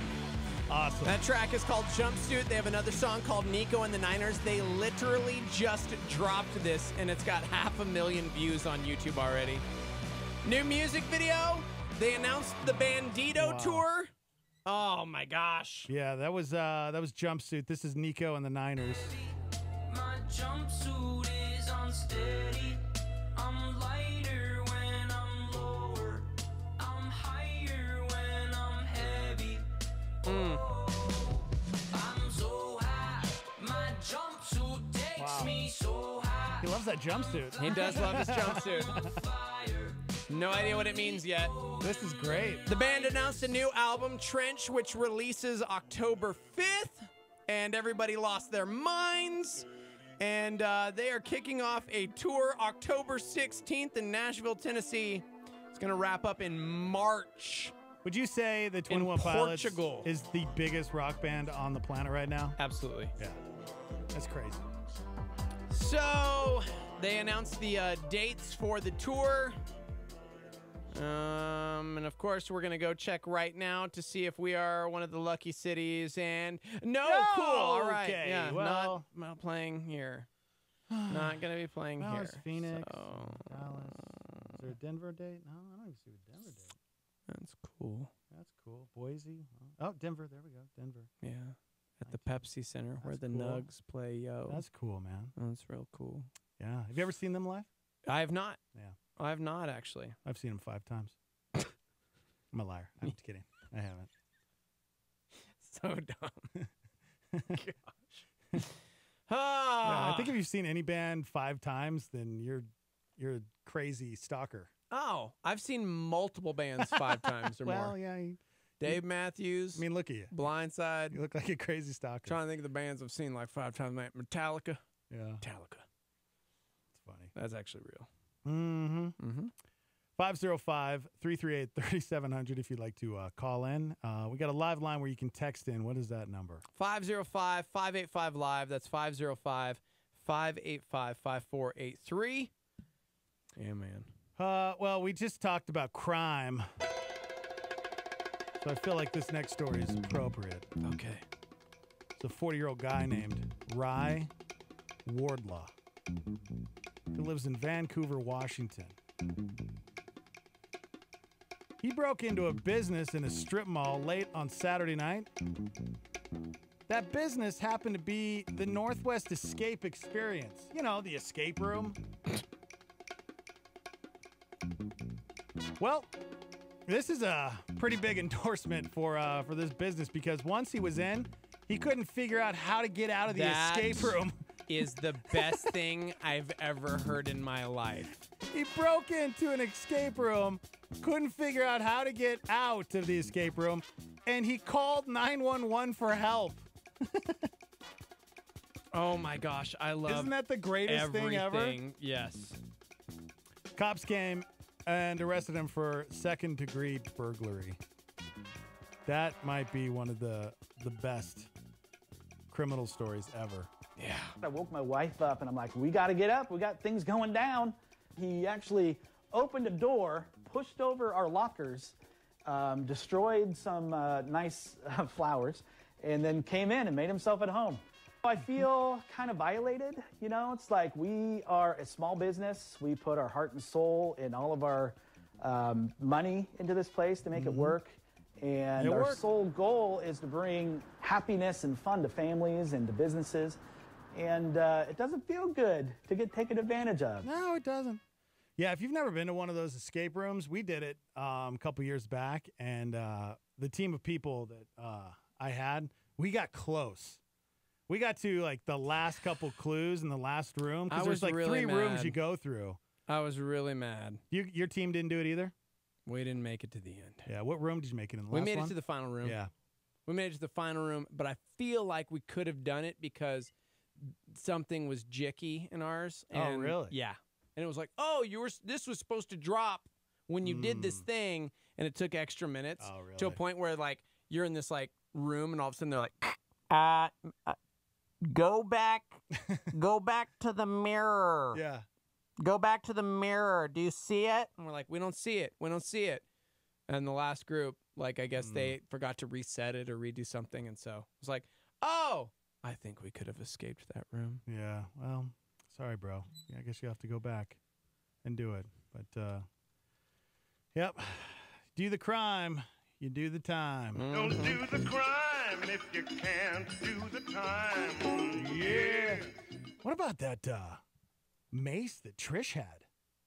That was crazy. Trish Hoffman came in. Dude, if you guys missed it, that was one of my favorite sections. It looked like a taser. Did she say it was a taser and mace, or was it just mace? No, it's just pepper, pepper spray on steroids or something like that. Yeah. I was like, I shouldn't have rocked this stash today. Oh, I know. I'm gonna get sprayed. That's one thing. I was tased, but I was never pepper sprayed.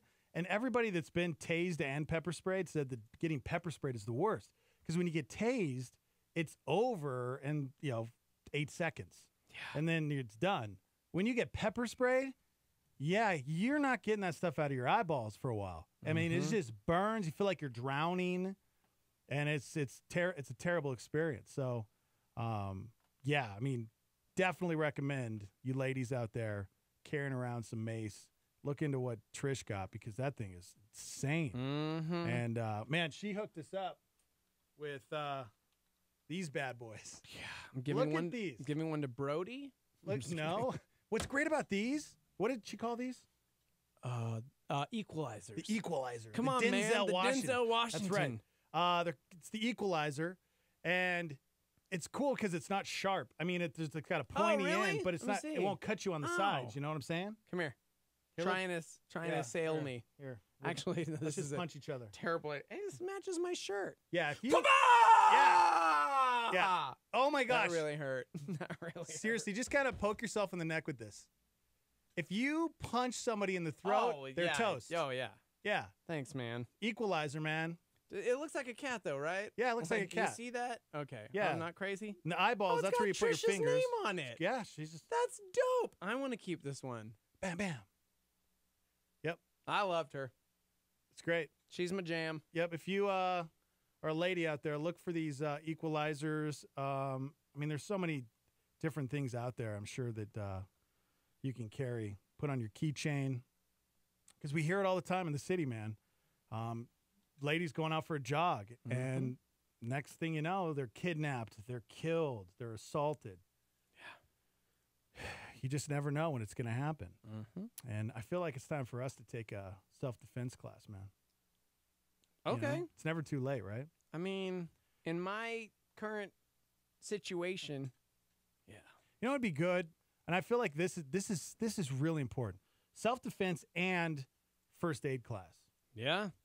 I took first aid class. I had to take one to graduate high school, but I mean that was 20 years ago. Yeah. I don't know if I remember all that stuff. So first aid class, self-defense class. Let's do it. I think that should be our goals for next year. Trish said, "Thanks, guys. It was a great way to start her day." Ours too, Trish. Yeah. Anytime you want to come in, Trish. Seriously. Anytime. Celeste, you're always welcome. Celeste, she used to do afternoons. Yeah. Here on Star, and she made it back. She's been doing the class.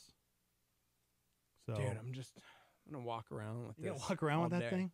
Yeah. With this mustache. No, I don't think that's a good seriously, idea. every time It's I a look weapon, on bro. YouTube or Facebook, I giggle inside. I can't take myself seriously today. This is a weapon, dude. You can't carry around a weapon. Oh. In the building. Wait, so then are we in trouble because we have weapons currently? Yeah, would you consider this? Well, I mean, it's just firearm, right? You're not allowed to bring a firearm. It didn't say anything about like a knife, did it? A knife? This is considered to work? a knife, dude. This is not considered a knife. Oh, yeah? Bam! What if I had put my arm up in that moment? Dude, then you would have been cut. You'd be bleeding. You'd be bleeding and squirting blood Maybe everywhere. I just don't take you seriously enough, man. Did you see how I didn't even blink? Yeah. Man. I'm telling you.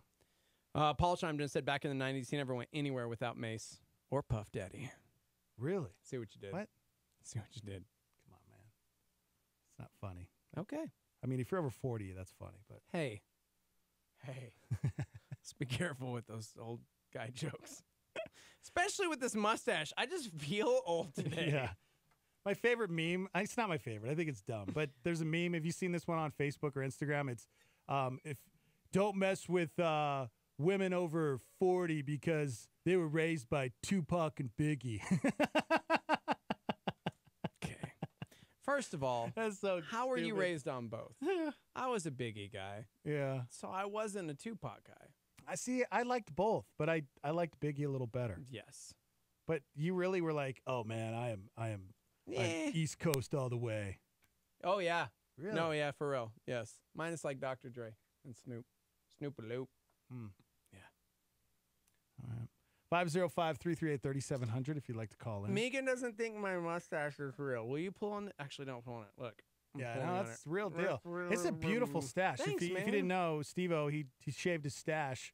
Yeah. He's turning 40 in a few days, so. Most people chiming in today who hadn't chimed in a while think I've had this thing. I literally just did this today. It was kind of like a Smokey and the Bandit thing because I knew Trish Hoffman was coming in. She's like the queen of the APD. Like she carried them for years. Oh, she carried them. On her back. On the news every time. Yeah. So it's like, I got to help her feel comfortable here. She brought up something off the air that I wish we would have talked to her about is the Runaway Bride. When she Back comes in, we're going to have her back in Back in studio. 2005, remember the Runaway Bride? Of And it made course. national news? Yeah. And she was the one who was on talking. And Julia that was Roberts, a crazy right? story. Yeah, Julia Roberts, man. That's right. Get out of here. All right, we got to take a break. Yes! 505-585-LIVE. You want to text in. We're also hanging out on Facebook Live and YouTube Live at Star 88 FM. Hang out. We'll be right back. For over 40 years, La Salita Restaurant has been serving New Mexican food to Albuquerque. From starters like soups, salads, and Cindy nachos to entrees like chili rellenos, burrito de Eduardo, the BOG burrito, and carne adobada. La Salita is friendly to those who are vegan or gluten-free and offers catering, as well as a rewards program at 1950 Wansabo or online at lasalita.com. Star 88 thanks La Salita for their support. C.S. Lewis is coming to Santa Fe. Award-winning actor Max McLean portrays C.S. Lewis on stage in The Most Reluctant Convert. Theater Mania says that McLean delivers an uncannily spot-on performance. The Chicago Sun-Times describes it as provocative and highly entertaining, and the Washington Post calls it hugely moving. C.S. Lewis on Stage, The Most Reluctant Convert, coming July 18th and 19th to the Lensic Theater in Santa Fe. Visit cslewisonstage.com for more info. A recent survey found that Americans are becoming less content. Skip Heitzig asks, where's the joy?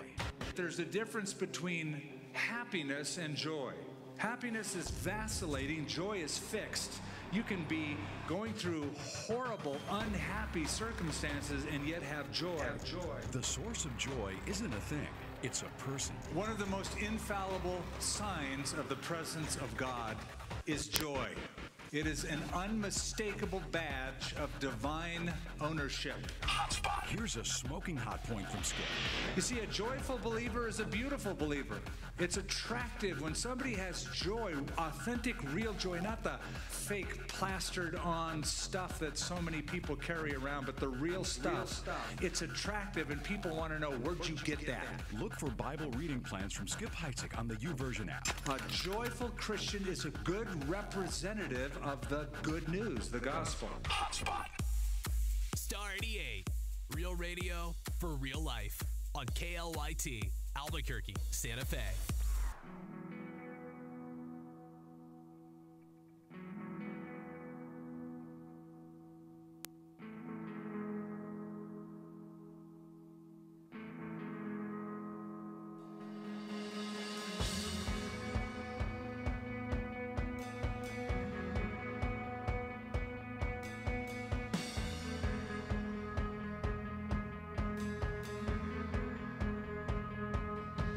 What a start.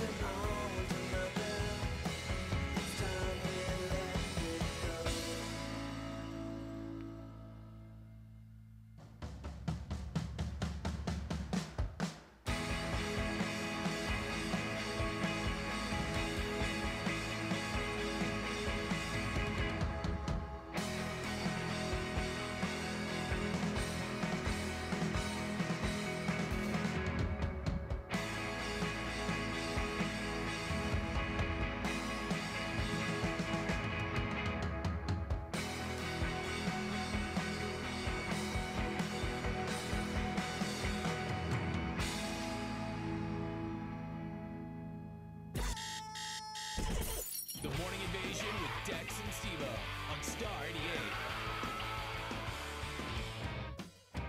88. Oh, yeah, everybody. Good morning. Dex and Steve-O, live from the Dreamstyle Remodeling Star 88 Studios. Good morning. Welcome. Oh, hey. Sorry, just registering for my early access tickets for 21 Pilots concerts. You know, when you said registering, I immediately thought of something else because of your stupid mustache. You know, just registering. Wait, what? Registering for what? Huh? Gosh, What'd you do? Such an idiot. What'd you do, bro? I'm just because you have a this stupid thing. stash. There's no way. There's no way this thing is Yeah. gonna last. You know what? Gosh, I hate people that have done that to the stash.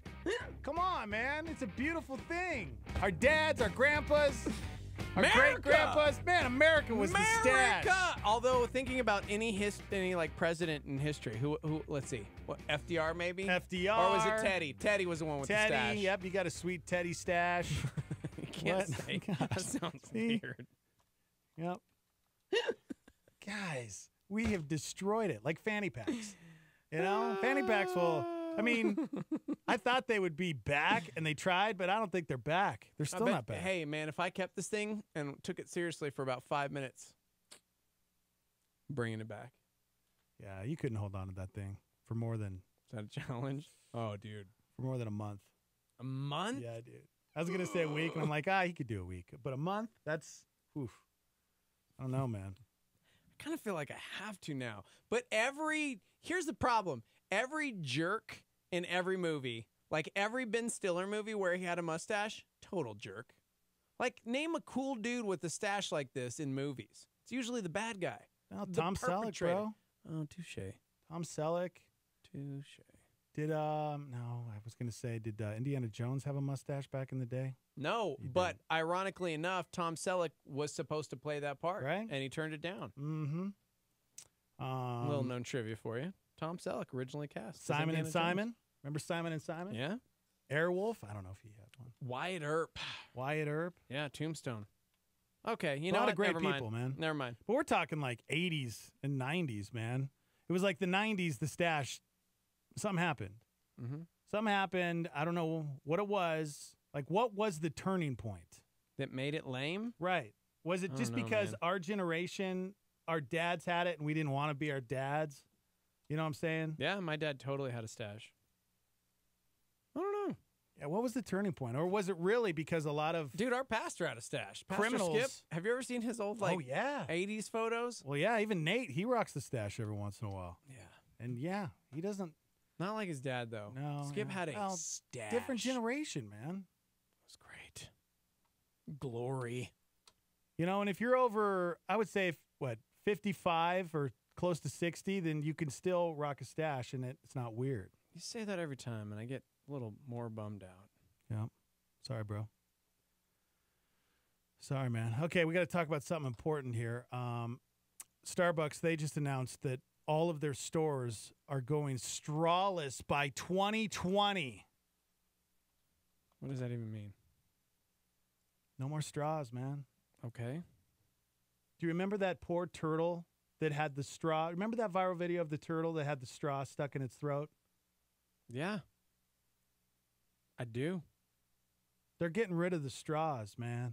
Like totally getting rid of the straw? They're getting rid of the straws, man, by 2020. Gosh. You will not have straws. Guess what you're going to have?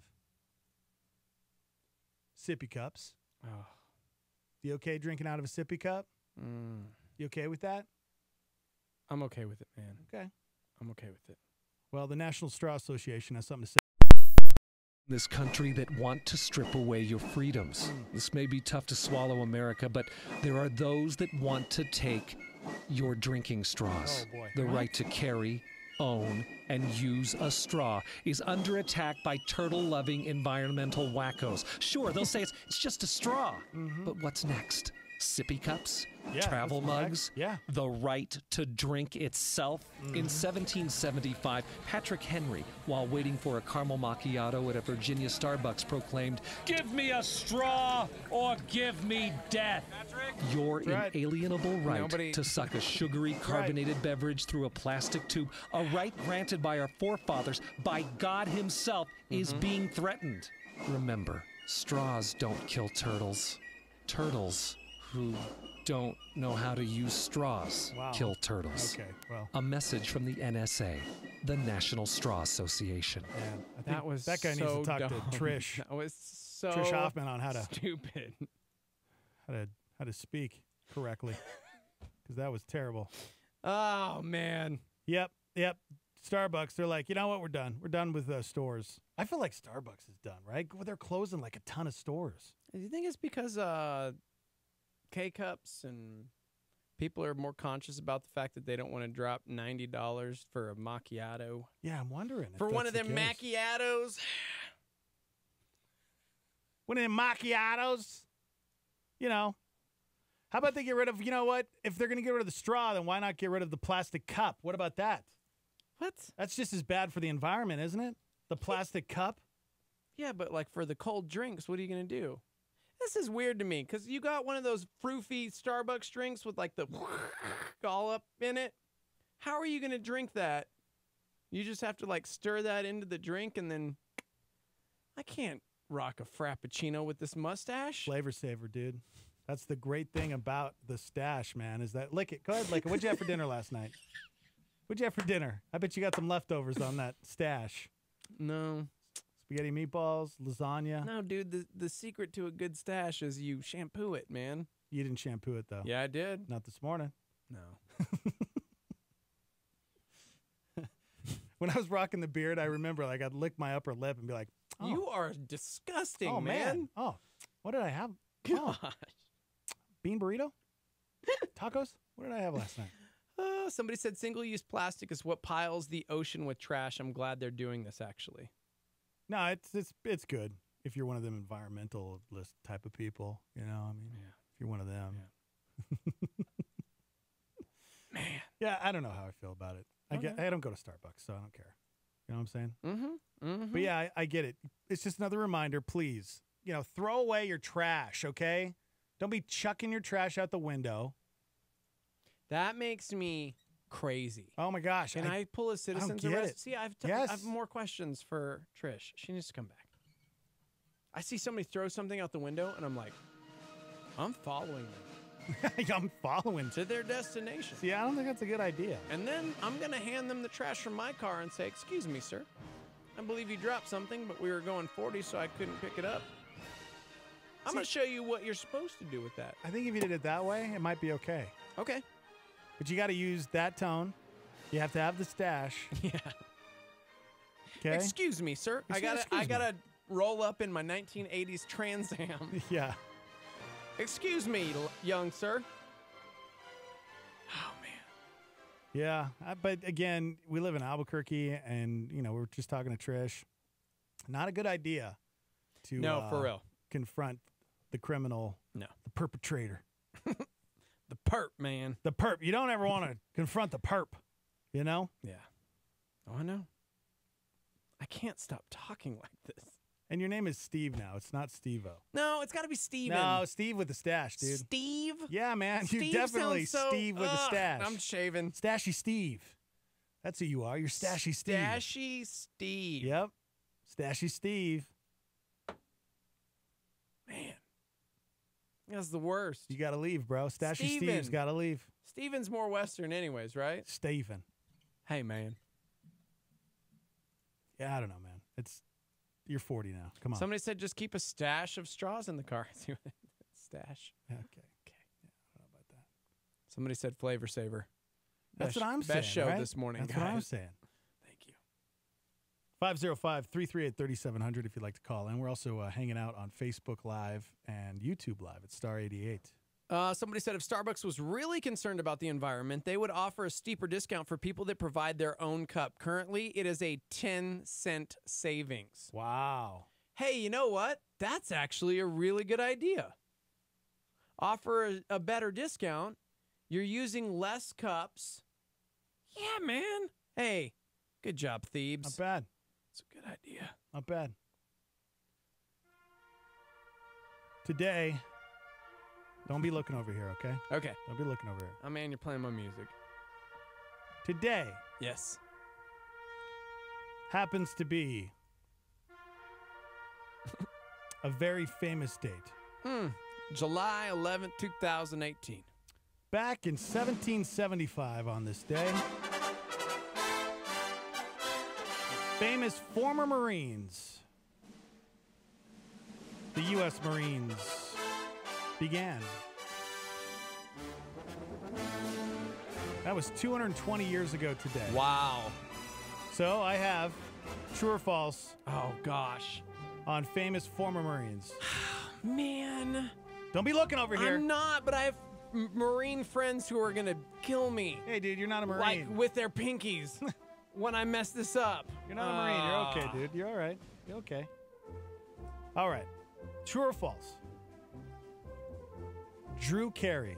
Was he a former Marine? Wow. Man, you look at Drew Carey and you're like, yeah. Wow, Drew Carey? Was he a Marine? What do you think? True or false?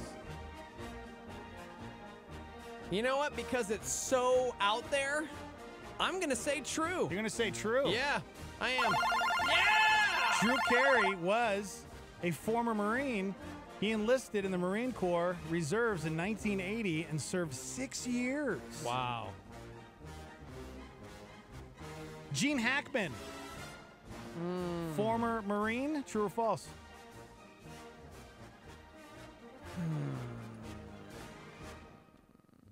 Gosh, he's such a bad dude in his movies. Gene Hackman. I love Gene Hackman. Best Lex Luthor. Yeah, I sat across from him at Jackson's MMA fight. It was so crazy. I would have been staring oh at my him gosh, the whole that's time. Gene Hackman. Forget that, man. That's the best Lex Luthor you've ever seen in your life. Mm-hmm. Michael Rosenbaum was a close second. He was pretty good, man. Was he a former Marine? I'm going to say, even though he's a bad dude, since Drew Carey was kind of out there, no, Gene Hackman was not a Marine. Dang it. That is incorrect, sir. Gene Hackman was. He That is served awesome. as a field radio operator in the Marines for 4 years. Oh, Gene Hackman, thank you for your service. True or false? B. Arthur from the Golden Girls. Okay. True or false? Was she a former Marine? I feel like all of them are now going to just be Marines because you didn't find any true or false. You just found a list of Marines. Oh, you think so, huh? True. B. Arthur, huh? Yeah. Good job. Thank you. Yeah, she enlisted in the Marine Corps Women's Reserve and served as a typist and truck driver during World War II. That is dope. Yes. No wonder Deadpool has such a crush on her. That's real. All right, 2 more here. True or false? The first President Bush. HW? Yes. The President Bush, George Bush, President George H. Bush. Hey, man, I got a question for you, though, before we continue. Yes. How come Google says that the United States Marine Corps was founded on November 10th, 1775? You know what? Let's see here. Says they officially became their own branch of the military 220 years ago today. So maybe look that up. Own branch? Okay. Listen, I'm just following what the internet told me. No, man, the history of the Marine Corps began when You're on Wikipedia, two bro. battalions of Continental Marines were formed on 10 November 1775 in Philadelphia. We get a Marine out there to confirm whether or not today, 220 years ago, the Marines officially became their own branch.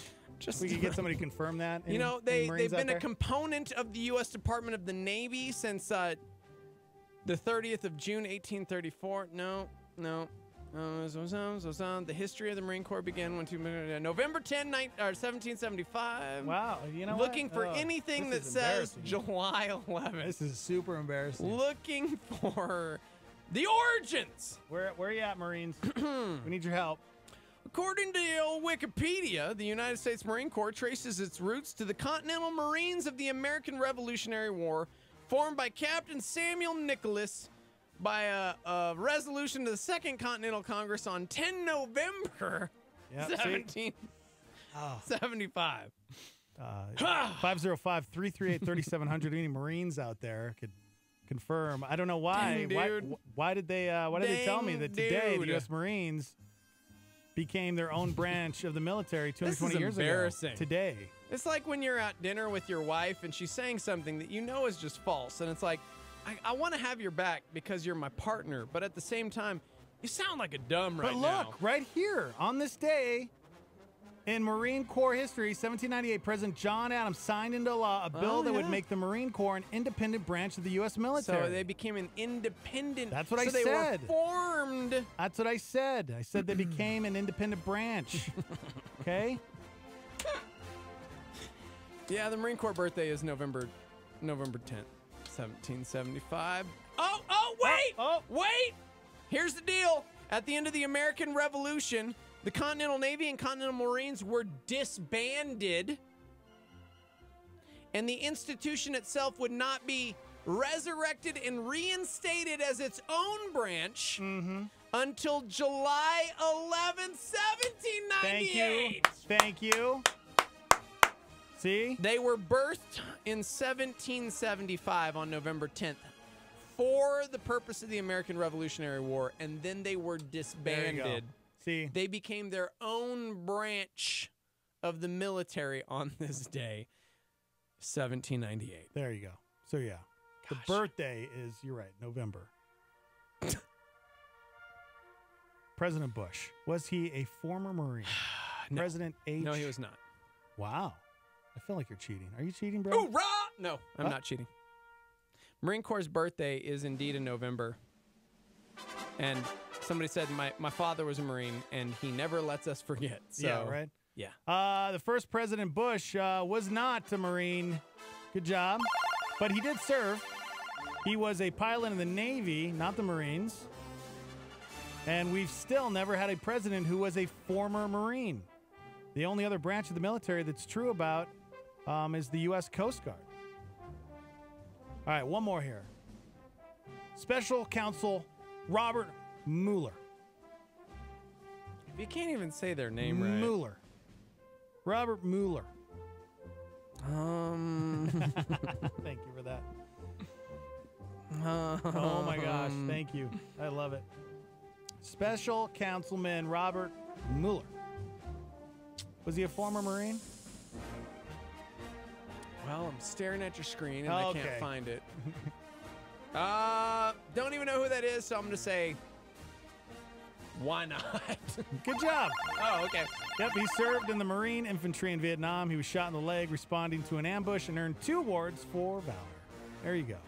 And shout out to all of our Marines out there. Mitch, I love you, bro. One of my best friends who I never see anymore. I have a Mitch who I never see anymore. Really? Rest in peace? No? Yeah. Oh. Yeah, I mean, I have a few friends that have served in the military, served in the Marines, and gosh, man, so much love and respect for you guys. Thank you to all the men and women. Thank you, B. Absolutely. Arthur. Thank you, Gene Hackman. Thank you, Drew Carey. Thank you, President Bush. Appreciate you guys. All right. 505-585-LIVE if you'd like to text into the show. That was really embarrassing for a minute. You were really wrong on that. I wasn't wrong. A lot of Marines chimed in about how I wasn't November wrong. I 10th never is said the it was the birthday. I said they officially became their own branch of the military 220 years ago today. That's true. Okay, that's what I said. I never said it was the birthday. The U.S. Marines date back to 1775, but they officially became their own branch of the military 220 years ago today. That's what I said. Yeah. Well done. Are we too old to join the Marines, dude? Oh, my gosh. We're not. No, dude. You're that guy that sees something on television and is like, well, I could do that. I could do that, man. Watch this. Do you know what? I could go to jail for 60 days. Watch this. Undercover. There is no way. Yeah, there's no way. There's no way. But being a cop, let's do it, man. See, we can either be a tow truck driver or a cop. Which one do you want? Can I choose firefighter? My boy David Myers was like, bro. Yeah, right? Join the firefighters. And I'm like, That would be a pretty cool job. Can you go into like boot camp with this sweet stash? Heck yeah, man. Can you really though? Well, yeah, they're not going to make you shave it. Why wouldn't they make you shave it? Because they want to make fun of you, bro. Oh. Yeah, dude. Everybody wants somebody like that on their team. No? All right. Let's take a break. All right, let's do that. You can check out Steve-O's Sweet Stash. It'll be here today and today only, I'm sure. So probably check it out at Star 88 FM on Facebook and YouTube Live. Yeah, man. You guys can chime in, be a part of the show. 505-338-3700. You can also text in at 505-585-LIVE. We'll be right back. Hang out. A Star 88 Supernova. Here's Rick Warren. God says, use your money for a purpose. Use some of it to express love to me. That's the treasury fund. Use some of it to express love to other believers in God's family. That's the mutual fund. Use some of it to help yourself grow personally. That's the growth fund. It says, I want you to grow and invest some of your money to make yourself better and smarter and wiser and a more skilled person. You see, when you do that, you can make yourself an offering to God. You can not only give an offering, the Bible says you can be an offering. Look at this next verse. Take your everyday, ordinary life, your sleeping, eating, going to work, and walking around life, and place it before God as an offering. You become an offering. Embracing what God does for you is the best thing you can do for Him. Catch Rick Warren's Daily Hope on KNKT 107.1 weekdays at 7:30 a.m. Here's a Star 88 solar flare with Danny Goki. I'd rather be a light than add to the darkness. I want to leave this world better than I found it. Star 88 and a solar flare. Let's go! I tried to cover my shine. I tried staying in the lines. I don't want to hide. No, not tonight. You want me to take my light, fit it in your box, right? I want you to look me in the eye. Ready or not, here I come. I'm about to show you where the light comes from. Oh, ready or not, here I come. This is who I am, I won't hide it. I'ma take it all over the world. To the young, to the old, every boy and girl. Ready or not, here I come. I'ma show the world where the love is, where the love is, where the love is, where the love is, where the love is. Ready or not, ready or not, where the love is, where the love is, where the love is, where the love is. Ready or not, I'm not ever selling out. Love out loud is what it's all about. Giving everything to see the lost get found. Yeah, it's going down. You want me to take my light, fit it in your box, right? I want you to look me in the eye. Ready or not, here I come. I'm about to show you where the light comes from. Oh, ready or not, here I come. This is who I am, I won't hide it. I'ma take it all over the world. To the young, to the old, every boy and girl. Ready or not, here I come. I'ma show the world where the love is. Refuse to keep this buried deep inside. Get this little light of mine, it's time to let it shine a bit, cause there's no point in hiding it. It's everything I am, the source of all my hope, and it's the reason why I stand. I pledge allegiance to being somebody real. There's no more holding it back. I'm showing them how I feel, cause love is more than a word. It's a noun and a verb, and highness absurd. You heard? Ready or not, here I come. I'm about to show you where the light comes from. Oh, ready or not, here I come. This is who I am, and I won't hide it. I'ma take it all over the world. To the young, to the old, every boy and girl. Ready or not, here I come. I'ma show the world where the love is. Ready or not, where the love is, where the love is, where the love is.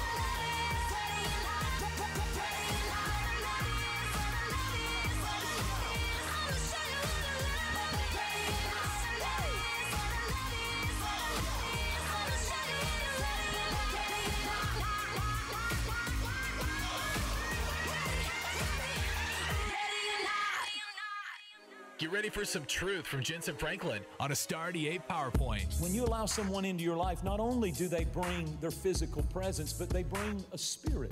They bring a spirit. A person, there's a spirit about a person. And he says, don't just know people after the flesh, but know them after the spirit.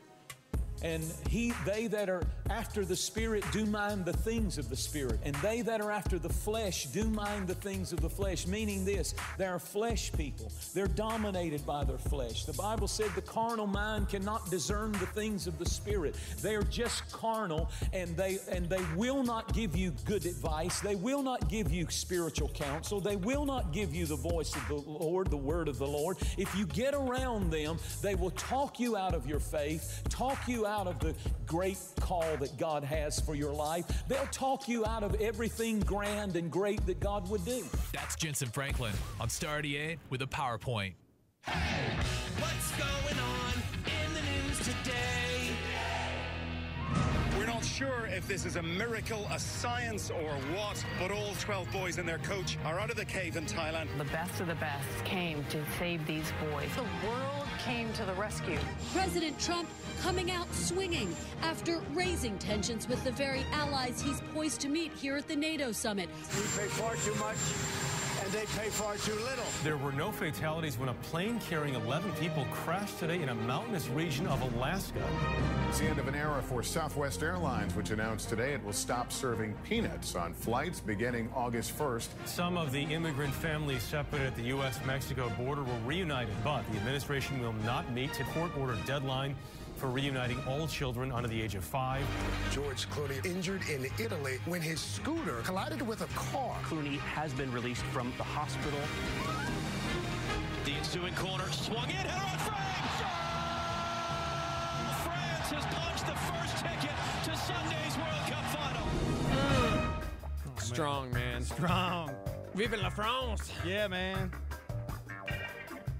When is it over? Today we see England face Croatia. Really? The third place match will take place on Saturday, I believe. And Sunday the 15th is the final for the World Cup. Hoping for France, England, and that bad boy. God save the Queen. God save the Queen. No, don't you wink like that. When does the Jurassic World Cup start? What? It's almost over. You don't care who wins the World Cup. The matches seem to go on and on and on. The scores are low, and, well, the United States wasn't even in it. Well, now, Steven Spielberg is bringing action and adventure to soccer. Coming in 2022, Jurassic World Cup. Just Hugo Lloris. Well, that was just 3 passes, and it comes to Muller. Okay, worth a hit from there. Oh, no. Jurassic World Cup. Next time around, you won't miss a game. May the best teams survive. You want to get me into a soccer game? Come on, Steven Spielberg. Well done, sir. Well done. That's good. Yeah. Welcome to the show, everybody. Live from the Dreamstar Remodeling Star 88 Studios. What's up, Mark? Evan, hanging out on Facebook Live. We're also hanging out on YouTube. Alex, The Dark Knight, 116, Jacob Sanchez, Aaron. What's going on, guys? Matthew, Marissa, Johnny. Living the dream. Living the dream on YouTube Live. Thank you so much for chiming in, you guys. Star 88 FM. Go subscribe to the page. Go follow us. I need a sweet trucker hat. Yeah? Yeah. Right? Well, yeah, bro. I'm going to go get one. It'll happen. If you're wondering why Steve was acting weird, it's because he's got a stash. He's got this big, thick It changes things, man. It changes your person. It's like when you wear a costume, you just feel different. I feel like I'm wearing a costume. Yeah, exactly. Yeah. I can't take myself seriously today. Sport my dad's shirt from the 70s. Yeah. I need to dig up my my grandpa when he died. He used to wear Western pearl snaps. Oh, yeah. So I have a few of his couple shirts. of those. Oh man, I need to wear them. I'm gonna wear one Bust tomorrow 'em out. in honor of him. Yeah? Yeah. Doing it. Find mine. Gotta wear a hat though. Mm-hmm. Sweet cowboy hat. Yeah, man. I don't own one. That'd be tough, man, to be a cowboy and try and do a morning show, you know? Why? Well, because you don't want to mess up your Stetson. What? You know? Your cowboy hats. What do you got? You got to, like, wear them back? Is that what so that, like... Your Stetson? Yeah, your Stetson. it's a cowboy hat. I just always thought it was cologne, man. Wait, what? Stetson makes cowboy hats. I'm just kidding. I grew up in Montana. Oh, that's true. You don't want to mess up your Stetson. I had a Stetson as a child, man, from Lubbock, Texas. Are you kidding me? Mm-hmm. Yeah. I don't know, man. I never latched onto the whole cowboy thing. You know, I did ride bulls back in the day. You know what I'm saying? Bulls and blood and the dust Did you and the ever mud. really ever ride a bull? And the call. Yeah, of course I did. I grew up in Montana, dude. No. Shut up. Dude. Did you ever Wild really ride a bull? horses, bulls. Did you really? Yeah, dude. No, I don't believe you. You know what? Of course The way not. you say no, really? You know? Okay, because Chrissy raced horses. She grew up in Clayton, New Mexico. See? Her dad That's was a what you cattle do, rancher. right? And she did the... I keep doing that as if that's going to... It's the barrel racing or whatever. barrel you know racing, what I mean? yeah. Whatever that... Is that what it's called? Barrel racing? barrel Where racing. you like run in circles or whatever? Right. Yeah, It's you like- try to beat the time, fastest time around the barrels. Yeah. Yep. There's like VHS video somewhere of her racing. Really? And yeah, upon penalty of death, she has threatened to the family. I've never seen it. We've been married almost 16 years. Why wouldn't you want I've to? never seen it. That's amazing. Why wouldn't you want to show that off? I don't know. Huh. Yeah, internet wasn't around back when I was, riding them wild horses. Yeah. You know, we'd go out and find the wild horses. Have you ever ridden a horse? Oh, yeah. I actually have proof of that. Okay. Yeah. Because I grew up with horses. Yeah, same. Yeah. Rosie was my horse. She was a strawberry Roni. Rosie? Yep. Okay. Zach, we had another one. He was I don't know what kind of horse he was. You know what? We need to get Steven Christian on the line because that dude owns horses, and I need to go ride horses like this. Mm-hmm. Last time I actually rode a horse, though, was when I went to Amman, Jordan. I went to Petra. And when you go to Petra... Like Indiana Jones? Yeah, dude, they capitalize on that big time still. It's been like 30 years. And when you go to Petra, because in Last they blast Crusade... the music? No, they don't have the Oh, music. man, you need like in-ears, and it's like... But they got posters everywhere. And you're just like, yeah! Yeah, so get this. They're like, you could, you want to ride a horse like in Indiana Jones? And you're like, heck yeah, I want to ride a horse. So I jump on the horse, start riding. I got 20 yards, and they're like, okay, that's it. Wait, what? Like, you don't even get to ride down into Petra. It's like it's like a mile away from when you first get in there because you have to walk down into Petra. Yeah. And, 20 yards, then you got to pay the guy. Such a scam. Mm-hmm. But, yeah, I grew up riding horses and bulls and bears and elk. We used to ride moose all the time. You were such a liar. Moose are gentle. How many people, like, here's what bums me out. Like, of course, Petra, you think Indiana Jones, but when you go to the Holy Land, think about all of the believers who go over there that are like, dude, I want to, the Bible comes alive. It's amazing. I've never been, but I've heard it's just phenomenal and just opens up your faith in a way, because the Bible comes alive. But how many people have been duped by like, hey man, this is the water that Jesus walked on. Oh yeah. In a vial. No, you're exactly We've right. Kept it. When I went to the baptism side of Jesus, that's what was happening. There was these guys, and they were selling these vials of the Jordan River, and they're like, "This is the water that Jesus the was actual baptized water." In. Yeah, and you're going. You just get sick to your stomach because you're like, "Are you kidding me, man?" Do they all have sweet mustaches? Oh, they look just like you. Okay. Mm-hmm. Yes. Yep. All right. Oh yeah, there's people trying to make a quick buck. That stinks, for sure. man. But think of all of the people that are duped because of that. Yeah. We talk about that regularly with our faith, how we've got to be Bereans, like constantly testing all things and taking it back to God's word. And I've seen too many like hokey things that people fall into because they're just like, they want that. It's almost an idol. Well, it's growing up, my grandma, she would watch TBN all the time. Oh, yeah.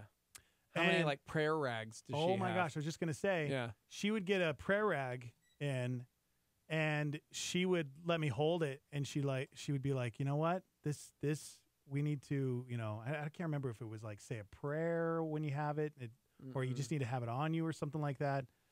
But that is so gross, right? Yeah. Yeah. Or we'll send you some angel dust, and it's not the drug, bro. Okay, I was like, that's something else entirely. No. Angels, they have gold on their wings, and when they were flapping, we caught some of the gold. That's not real. Yeah. Really? It's real, dude. Golden flakes from angels' wings. Gosh. Yeah.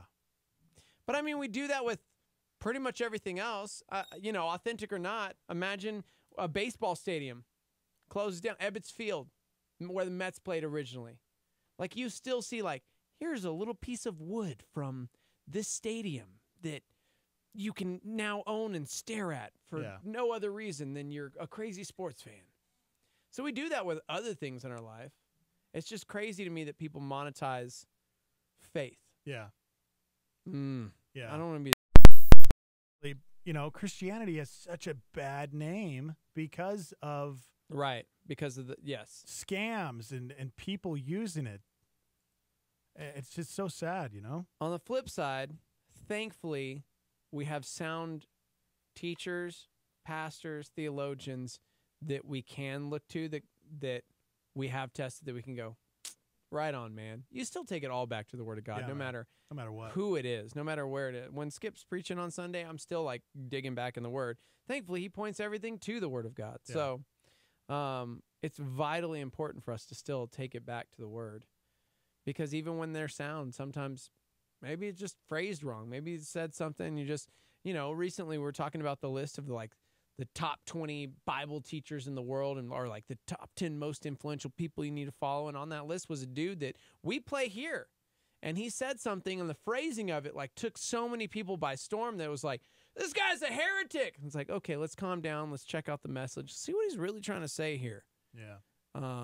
Because it felt dicey there for a second. So yeah, I'll never forget. This was when YouTube. This was like early 2000s when YouTube launched, and there was a church, and I can't remember the name of the church, and I'm not going to say the guy's name or anything, but he was telling people that Jesus was going to show up on a certain night at this conference. Oh, no. Jesus is going to make an appearance. He told me so. So people flocked from all over the world to come to this conference. There were thousands of people. And I'm sitting there on YouTube, just waiting, this is going to be an epic fail. What's going to happen? When that night comes, is somebody going to walk out, or is somebody going to be lower themselves down from the ceiling on wires? What's going to happen? Yeah, Jesus didn't show up. Yeah. Didn't show up. And those people that showed up, that traveled thousands of miles to get a glimpse of Jesus, yeah, dude, you can imagine how they felt. Thank you to the Starmy member who just sent this in. Zimbabwean security forces have arrested a clergyman on fraud charges for selling people thousands of tickets to heaven. Wow. This happened. Thousands of tickets? Dude, July 8th. Oh my gosh. This it's still happening. This just in. The pastor, Tito Watts, along with his wife Amanda, promoted and sold $500 golden tickets like freaking Willy Wonka, claiming that they were made of pure gold and would get their owner directly into heaven without fearing judgment. Wow. According to Zimbabwean media, the pastor actually convinced people that Jesus had miraculously appeared to him personally and handed him some VIP passes, man. Oh, man, he must have These are tickets that guarantee anyone, including sinners, they could be spared from hell. Quote, Jesus Christ appeared to me and gave me the tickets made of pure gold so that I can sell to people who want salvation. He's still pleading innocence and claiming he's being persecuted, that they are truly authentic tickets to heaven. Yeah. So here's the crazy thing. Obviously, as we talk about people falling into these traps, thousands of them, thousands of his followers have taken to the streets demanding that he be freed, believing he's telling the truth. The pastor's wife has denied any charges, saying that she was not directly involved in the scam, and she only watched her husband sell the tickets. Another Zimbabwean pastor actually recently in the news claimed to have direct phone access to heaven and personal contact with God. Well, think about it. You know, a lot of other religions were started because of a dream. You know, like an angel or God showed up in my dream and told me. Yeah.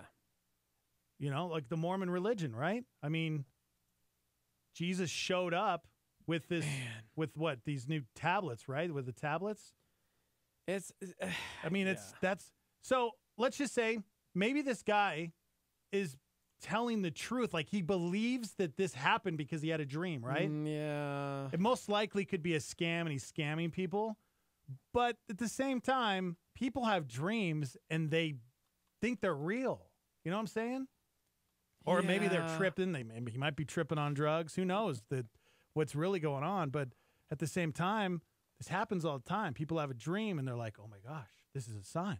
Do you think is it that Christianity is so quote easy that it's like too easy? It's like, hey man, you are a sinner. You on your own, you're dead in your trespasses. There's nothing you can do. Love and grace and mercy and compassion sent his son to die for you so that while you were yet in sin, he died for your sins to redeem you, to like reconcile you to himself. And truly, it's by faith through grace that we've been saved. Period. The end. Boop. Like, for God so loved the world, sent his son, that whoever believes in him shall not perish but have everlasting life. And we're like, dang, dude, that sounds so great. But what about one of them $500 golden tickets? Yeah. You know what I mean? I'm like, what is what? Yeah. Yeah, that's great. But no, God showed up in my dream, you know? Good morning. So you got it wrong about the Mormon religion. It wasn't Jesus that showed up. No, it's Joseph Smith. Yeah. Thank you. No, it was an angel. Moroni. Yeah, that's right. It was the angel Moroni that showed up. Okay. And are you a Mormon, sir? No, I'm not a Mormon, but he had these things called seer stones. Yeah. And he would like look into this and like get this indoctrination or whatever, this text. And that's how, and it was in Missouri, by the way. Yep. America. Hey, speaking of, before we get too far, I want to remind everybody coming up in the 9 o'clock hour, we've got 4 pairs of tickets to heaven. What? We're going to be giving them away. Are they gold? And they are made of gold. Solid gold? Oh, sorry, I read that wrong. We have tickets to the C.S. Lewis play in Santa Fe. Sorry, I read that wrong. But we do have 4 pairs of those. That actually sounds really interesting. I heard the thing for that yesterday, and I was like, that actually piqued my curiosity. It's very interesting. If you're just joining us, a Zimbabwean pastor was arrested for selling tickets to heaven.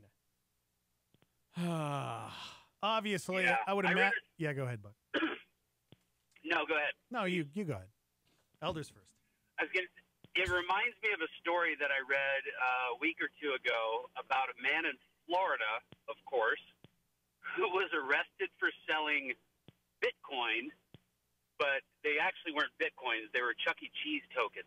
Oh, my gosh. And people were buying them. Oh, man. That's, gosh, man. Yeah, it's, you know, and what's the worst thing about it is they prey on usually the elderly, you know, the people that they're the ones who get duped the most, you know, and it's super sad, you know. It really is. Yeah, it stinks, man. I mean, you're 100% right. You know, you play on the emotions of a grandma or a grandpa, you know, who wants to see their wayward son or daughter get into heaven, and they're like, oh, this guy's got it's like the Willy Wonka golden ticket, dude. you know? Yeah. Somebody said this is why the whole world thinks we are dumb.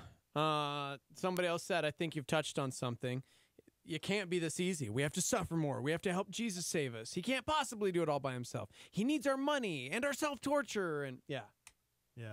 Why do you think it is that we hear? I mean, okay, Buck, let's talk about this. I mean, for Dex and I, we grew up in a Christian home. Now, I said the words when I was like 6 years old, but I didn't truly, I didn't truly surrender my life until my 20s. You have a similar story in that you knew, and it was kind of like this head, heart, I don't want to say disconnect, but you really thought this out before you came to Christ. So talk about that. It's funny for me. I hate to say this because obviously this man is like I think he's one of the greatest men in the Bible besides Jesus. But like the Apostle Paul, I think I knew about who Jesus was, because I grew up in a half Christian household, and for all my life, and my mom took me to church when I was young, and I was fighting it. Mm-hmm. Like I was fighting it, and people were just praying for me and praying for me and praying for me for years and years and years. And it wasn't until like my late 30s that I think I don't know. I think God just kind of grabbed a hold of me and said, "Okay, you're done. You're not doing this anymore, and you're mine." Yeah. And kind of revealed himself to me that way. Yeah. So it's I don't know, man. My story was kind of interesting because I was very stubborn. Yeah. I mean, I wasn't out killing Christians like Paul was. But Yeah. Right. Yeah. Cool. Yeah. And it saved you $500 on golden tickets, man. Do you think though, Buck? Do you think you were stubborn because of how you were raised and the view that you had of church growing up, or was it maybe a combination of you just really wanted to do your own thing and live your own life, and you don't want anybody to tell you how to live it? Yeah, I think that's probably more accurate, because I wasn't like I said, I wasn't persecuting anybody. I didn't have any, because a lot of people that aren't Christians, they have a tendency to gravitate towards, oh, you're stupid, there are contradictions in the Bible. How could you believe this? That wasn't me, that wasn't me at all. I didn't have any problem believing that Jesus was, I believe that he was the Son of God, or that he is the Son of God. But I just wanted, I wanted to live my life. Yeah. And then I think when he revealed himself to me, that's kind of when I realized it's like, oh man, this isn't my life. Yeah. This isn't my story. This is God's story, and I'm just a participant in his story. Yeah. Yeah, and when you really surrendered your life too, were you, because I think a lot of people sometimes are scared to surrender their life because they feel like, well, I'm going to have to stop doing all of this, the things that I love to do.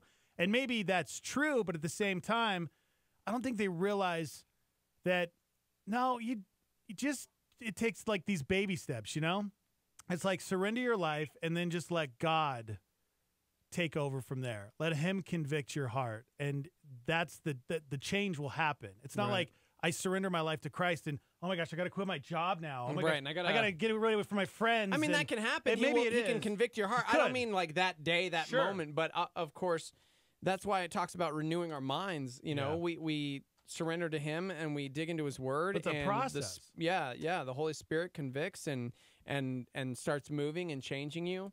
I know it sounds dumb, but like, no joke, I always think of Nirvana when I think of this, the band, because of their song Come As You Are, because it sounds too easy to just show up. But I mean, we have this great promise that if we seek God, if we earnestly seek him, in Jeremiah 21 it says, we will find him. And so we go on this journey to find God, and he's going to appear if you're earnestly searching and seeking, man. Yeah. And so, yeah, I think for me it was, I think the Bible talks about, you're going to get new desires in your heart. Yep. And I think the thing for me was I was worshiping so many false idols. At first, I mean, and Dex can speak to this because he saw the worst of this. But I mean, for me, it was drugs, it was alcohol, it was sex, it was so many things, and once I realized, once the scales were peeled back off my eyes and the veil was lifted, I realized that these gods that I was worshiping were just false. Yeah. They weren't the true God. And, the pleasure that I was seeking, from these things that I was basically worshiping were just, I really had a realization. It's like, man, these are false gods, and I am worshiping false gods, because, I mean, it talks about it in Romans, in the first chapter of Romans, where it says no man is without excuse. You can look around and you can, I'm paraphrasing obviously, but you can't deny God. Yeah. And I really kind of think that's what I was doing for a majority of my life. Mm-hmm. That's good stuff, man. By the way, Snopes is like, nope. That's not a real story. Selling tickets to heaven. It's not a real story? No. Okay. So that's fake. But here's the thing. Like, we read the story and we get disgusted and go, oh, okay, good. It was fake. There's nobody in Zimbabwe actually selling tickets to heaven. And then you remember that Martin Luther really began his passionate march against the Catholic Church because they were doing this very thing in the medieval period. And how many tens of thousands of people at that time were duped into purchasing indulgences? Oh, wow. You know what I mean? Yeah. Like, that's where the 99 Theses come from, is watching the church at the time selling these, because I can't remember which, it was the cardinal or whoever it was that was wanting, like, basically a new cathedral. And so it's like, we got to make some money. Let's start selling indulgences. Yeah. And so it's not that far off because it's happened before. So. Yeah. I think, Steve-O, you kind of touched on something that non-believers kind of get hung up on, and this is the of grace and who Jesus is the idea of coming as you are. Yeah. Is really important, because people tend to get hung up on the idea of, well, I've just got to stop drinking, I've just got to stop looking at pornography, I've just got to stop this, or I've got to stop that. And that's not what grace is about. That's not, when you have that idea, and I mean, obviously, new believers or people that aren't Christians aren't going to understand, is that when you do that, really what you're doing is you're cheapening the cross of Christ, because it was it was the biggest ransom ever paid in the history of mankind. And when you do that, when you get that idea stuck in your head, really what you're doing is you're cheapening the cross. Yep. I had a friend who was coming into town, and he asked me, he was like, hey, do you want to go grab a beer and go play blackjack at the casino? And I was like, okay, let's go grab a beer and go, play blackjack at the casino. And he was like, well, what about you being a Christian? Yeah. He's like, isn't that not allowed? And I was like, you know what, man? I said, being a Christian isn't about doing all the right things. I said, it's about becoming more like Jesus. Yeah. And every day you're just striving to become more like Jesus. And we're never going to get it perfect until we're standing in front of him. Amen. Yeah. And saying that in that regard doesn't necessarily mean going out and having a beer with your friend is doing the quote wrong thing either. So that's a whole other discussion. Yeah. But dude, but I mean that's the mentality that non-Christians have. I know. Because they don't know. Yep. Yeah. There you go, man. Well, dude, thank you. Yeah, we're up against the break. Gotta go to break, dude. But good stuff, Buck. Yep. See you later. Later, man. Hey, man, that getting really old thing has made him wise. Right? His birthday was Sunday. All right, we have to take a quick break. You want to chime in? You guys can hit us up. Facebook Live, YouTube Live at Star 88 FM. You can text us, 585-LIVE. We're live from the Dreamstyle Remodeling Star 88 Studios. Hang out. Evangel Christian Academy is a private school that is Christ-centered for tomorrow's leaders. With affordable tuition, small classes, a great sports program, and a secure facility, Evangel strives to equip students for the work God has for them. Our high school utilizes dual credit through C&M by offering 4 courses on our academy campus taught by our staff. Evangel uses a leadership-driven and individualized learning model to help prepare your student to stand strong in their faith and be ready for the real world. To further speak to individual students with various circumstances, we have a Christian-focused online homebound program for up to 20 students, grade 6 through 12. For more information about our programs, grade K through 12, please call 505-883-4674 or go online to ecanm.info. That's ecanm.info. We're all on a mission, right? So, what's yours? Get clear instruction from God's Word on the Star 88 Mission Briefing. We picked our favorite Bible teachers, so you don't have to spend hours digging through iTunes looking for the podcast. Every Sunday, starting at 6 p.m., you'll hear from the best Bible teachers like Ravi Zacharias, Skip Heitzig, Levi Lusko, and more. The full lineup is at star88.fm. Tune in Sundays, 6 p.m., only on Star 88. God calls his followers to be holy, but that's hard to achieve when our hearts constantly feel the pull of the world. This week on Walk in the Word, James McDonald helps us go deeper with God, experience his holiness, and be filled with his Holy Spirit. If you're ready to get beyond the do's and don'ts of religion to find a personal relationship with God, listen all week to Walk in the Word. Make an appointment with James McDonald, weekdays at 12:30 p.m. on our sister station, KNKT 107.1 FM. This is KLYT, Albuquerque, Santa Fe, rebroadcast on KKCJ, Cannon Air Force Base, KPKJ, Mintmore, K201CC, Las Cruces, K203EZ, Alamogordo, K207CQ, Gallup, K211CW, Hobbs, K212EH, Silver City, K214DE, Antonito, K218AK, Artesia, K250AB, Roswell, K293AO, Alamosa, K228DQ, Portales, in the free app for iOS and Android, and online at star88.fm.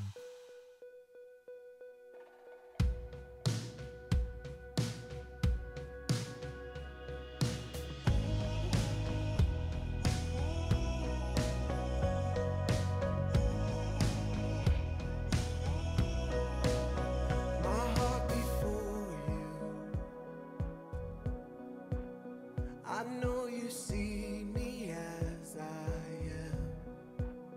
I'm met with kindness that knows no end. You pull me closer. Oh, there is freedom all around. Here in your presence, my walls come down, my walls come down.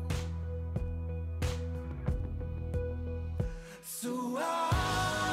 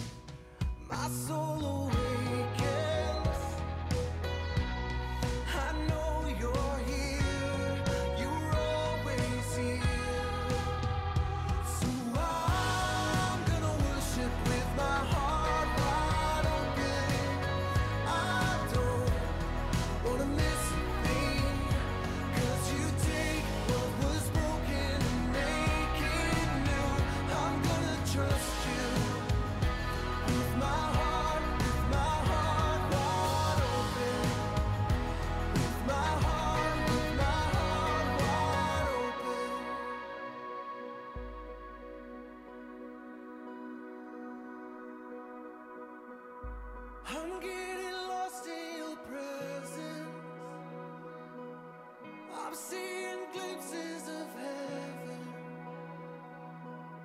Oh, I could stay here forever with my heart wide open. I'm getting lost in your presence. I'm seeing glimpses of heaven. Oh, I could stay here forever with my heart wide open. I'm getting lost in your presence. I'm seeing glimpses of heaven. Oh, I could stay here forever and ever with my heart wide open. So I'm gonna worship with my heart wide open.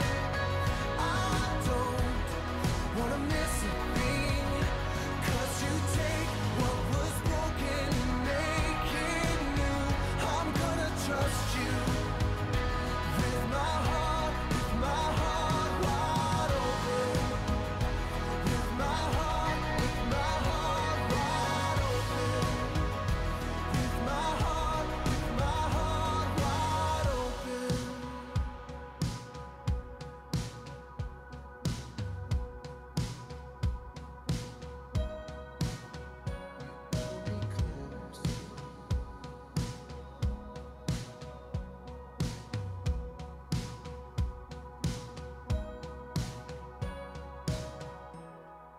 Good morning. The Morning Invasion Part of a complete breakfast. You're stupid. with Dex and Steve-O. Stachepocalypse is happening right now. Heck yeah, man. Right now, the vote is currently 26 in favor of keeping it forever, 23 saying no. If you look at the votes, it's like dudes on dudes No, saying what? yes.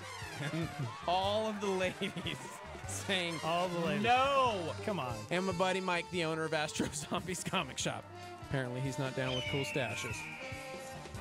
Whatever, guys. You know what? It doesn't matter what other people think. That's right. It's You gotta all be about confident in your what own skin. You want, Yeah. and you want the stash, so you take the stash, and you own the stash, Thank bro. you. Thank you. That's what I'm talking about. When I turn 40, I'll rock the stash with you, man. Oh, You only I'm have not to gonna wait about a to year and a stand half. that long, yeah. What's hilarious is immediately Heidi came in because Friday we have a photo shoot that I totally forgot about for like new Morning Invasion promos. Oh, yeah. Gotta Future keep it. things, billboards. I know feel what? like I gotta keep this, man. And I feel like they need I to need this Photoshop shirt. a stash on me. We both could have stashes. And the billboard will literally be, I must ask you a question. Yes. Yes. Who's your favorite morning show? That's right. Answer the Morning Invasion. Stephen Jeter Show. That's who. Joe and Jeter Show. That's right. Am I right? That's right. Am I right? Yes! I love it. Thank you. Thank you very much. Good morning, everybody. Live from the Dreamstyle Remodeling Star 88 Studios. Dex and Steve-O. You know, okay, speaking of looking stupid. Thanks, bro. Talking about yourself because you don't have a sweet stash like me. I don't. That's right. I don't. I feel. That's right. I feel less than. Yeah. This morning, sitting next to you. Naked upper lip, man. All right, I want to know what you think about this. These engineers in France have invented a new type of glasses that can cure you if you're car sick. Do you get car sick at all? I don't. A lot of people get car Chrissy sick. does. Chrissy does. Yeah, if I sit in the back Yeah. seat, I get car sick. Usually, if we go on long road trips, she wants to drive because she can't do anything else. Yeah. Because she'll get sick. So I'm like, okay. This is what I don't understand. Is like they invent these glasses that can cure being car sick, but the only trade-off is you'll have to sit in traffic looking like a futuristic dork for about 10 minutes. Okay? Have you seen the picture of this? These are the glasses. I don't even know. It looks like they're wearing the Olympic rings. Yeah. On their face. Yeah.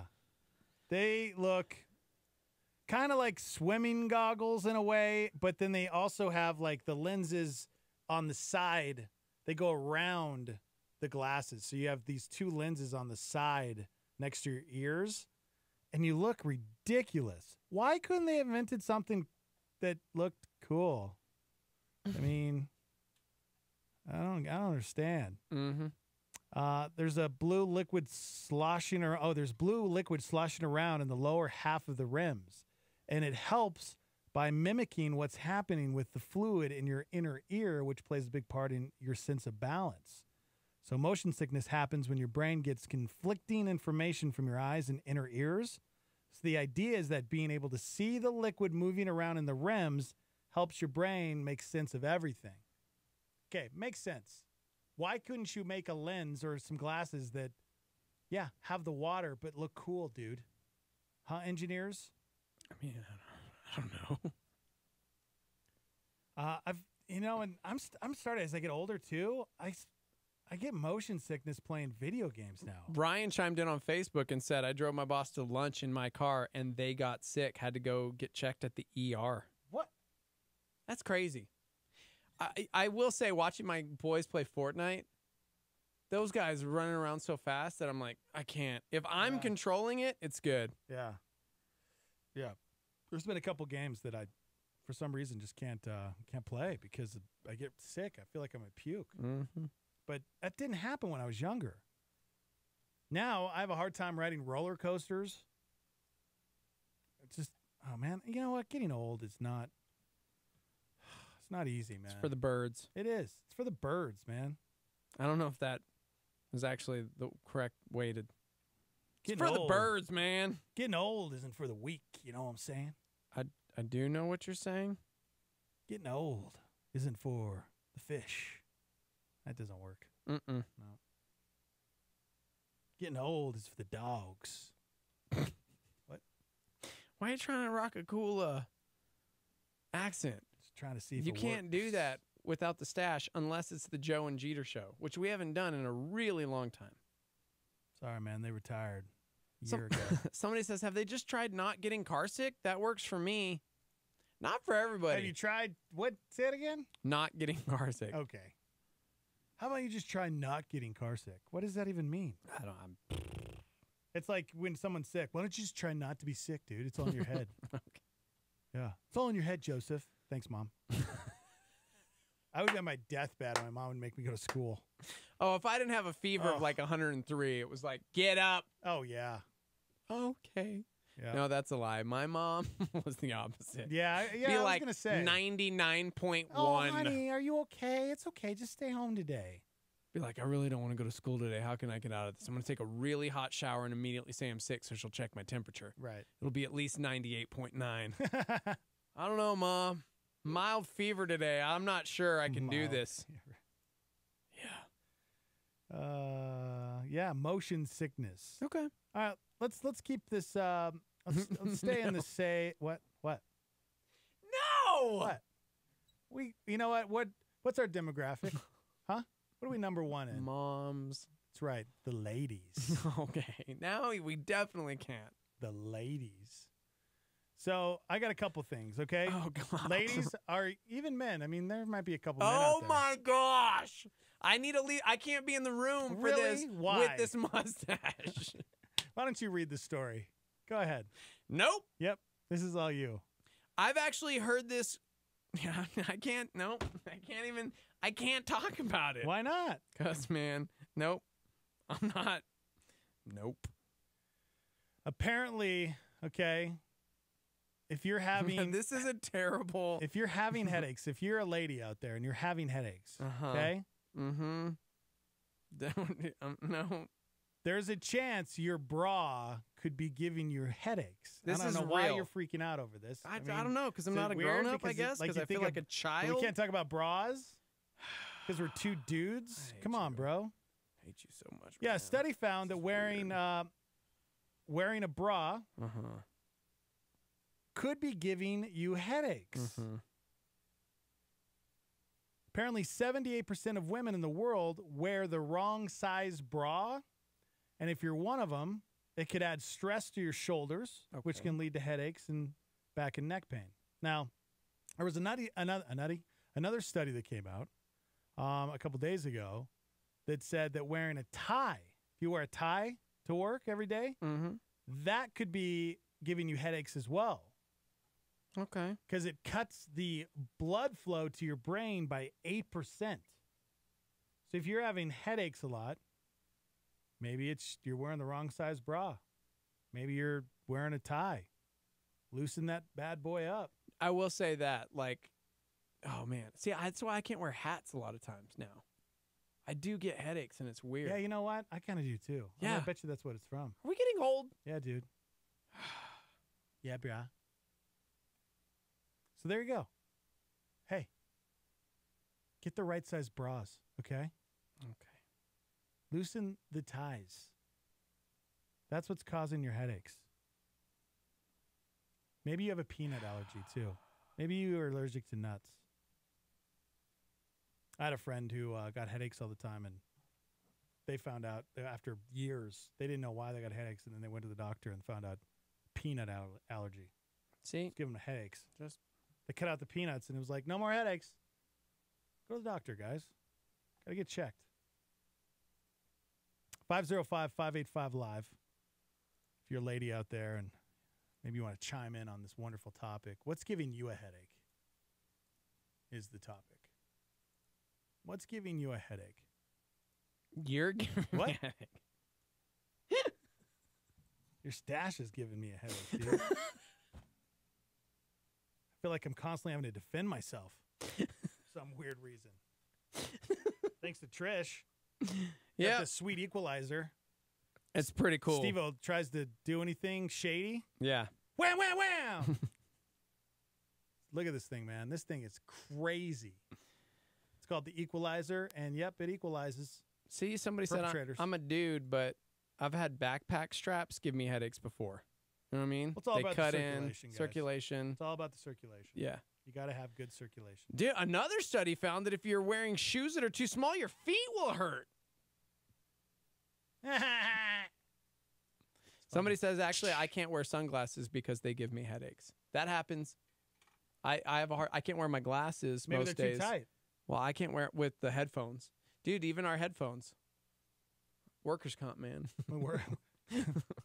And the headphones, man. Headphones are just so tight. Actually, no, but seriously, 4 hours of that, like if we had to wear in-ears, like when I was worship leader, we'd have to wear those in-ears for a long time, like just jammed in your ear for hours. No bueno. Wow. I would have to take at least one out at a time. Like, I can't do it. Huh. Can't do it. Like you need to man up a little bit, Okay. especially if you're going to wear Sport that stash. I'm trying to post the poll to our Facebook page, but it's not letting me post a picture and the poll. Sorry, guys. Man buns give you headaches, according to John Ryder. Hmm. You know what? Change your name to John Ryder right now. John Ryder? Mm-hmm. That's a epic cowboy name. That is an epic John cowboy name. Ryder? Man, looking for a good, strong name, John Ryder. Somebody said college. College is giving me a headache. Oof. Makes sense, man. Sorry, man. Makes sense. Summer classes. Maybe you should take some time off. Mm. You know what I'm saying? Yeah. 505-585-LIVE if you'd like to text into the show. Also, you can chime in on Facebook and YouTube Live at Star 88 FM. Okay. Do you see this, Grandpa? This is one of the best videos that has come out the past couple days. There's this senior citizen. He was supposed to shoot cell phone video of a guy proposing to his girlfriend, but he didn't know his camera was on selfie mode. He's got a sweet stash. Yeah, so I already forgive him. So Grandpa is trying to record his proposal, but it's actually taking video of him. Oh, that's so cool. All three were visiting the Sandia Peak Tramway in Albuquerque, New Mexico, and the grandpa casually struck up a conversation with the couple beforehand, and he's trying to video this couple, but he had it on selfie mode. This makes me so happy and sad at the same time, because it's the sweetest thing. Christopher! Yes, sir. I didn't know it was going to happen, but I sure said something. I wanted to tell you so bad. Give her that ring and she'll give her the biggest smile. Man. Oh, what a sweetheart. Oh, but all you can see is the grandpa's. You realize. Oh, that is. All right, I want to see if there's a reaction of like the people finding out that. Good. That's so beautiful. Oh, grandpa did it wrong. I love how the little kid is staring at the camera and then going. I got one too, though. What? Was it on video? Was it video? No, it was backwards. You were filming your face all the time. You turkeys. Oh, man. We'll watch it. It's fine. But I did really. It's fine. Okay, let's see the video. Oh my gosh, that's amazing. You guys have to check this out. Okay. Real life question. Who gives their cell phone to grandpa to record the proposal? Who does that? It's the sweetest video I've ever seen in my life. So like sweet. it is so sweet. You guys look this up. Wholesome grandpa records himself instead of marriage proposal.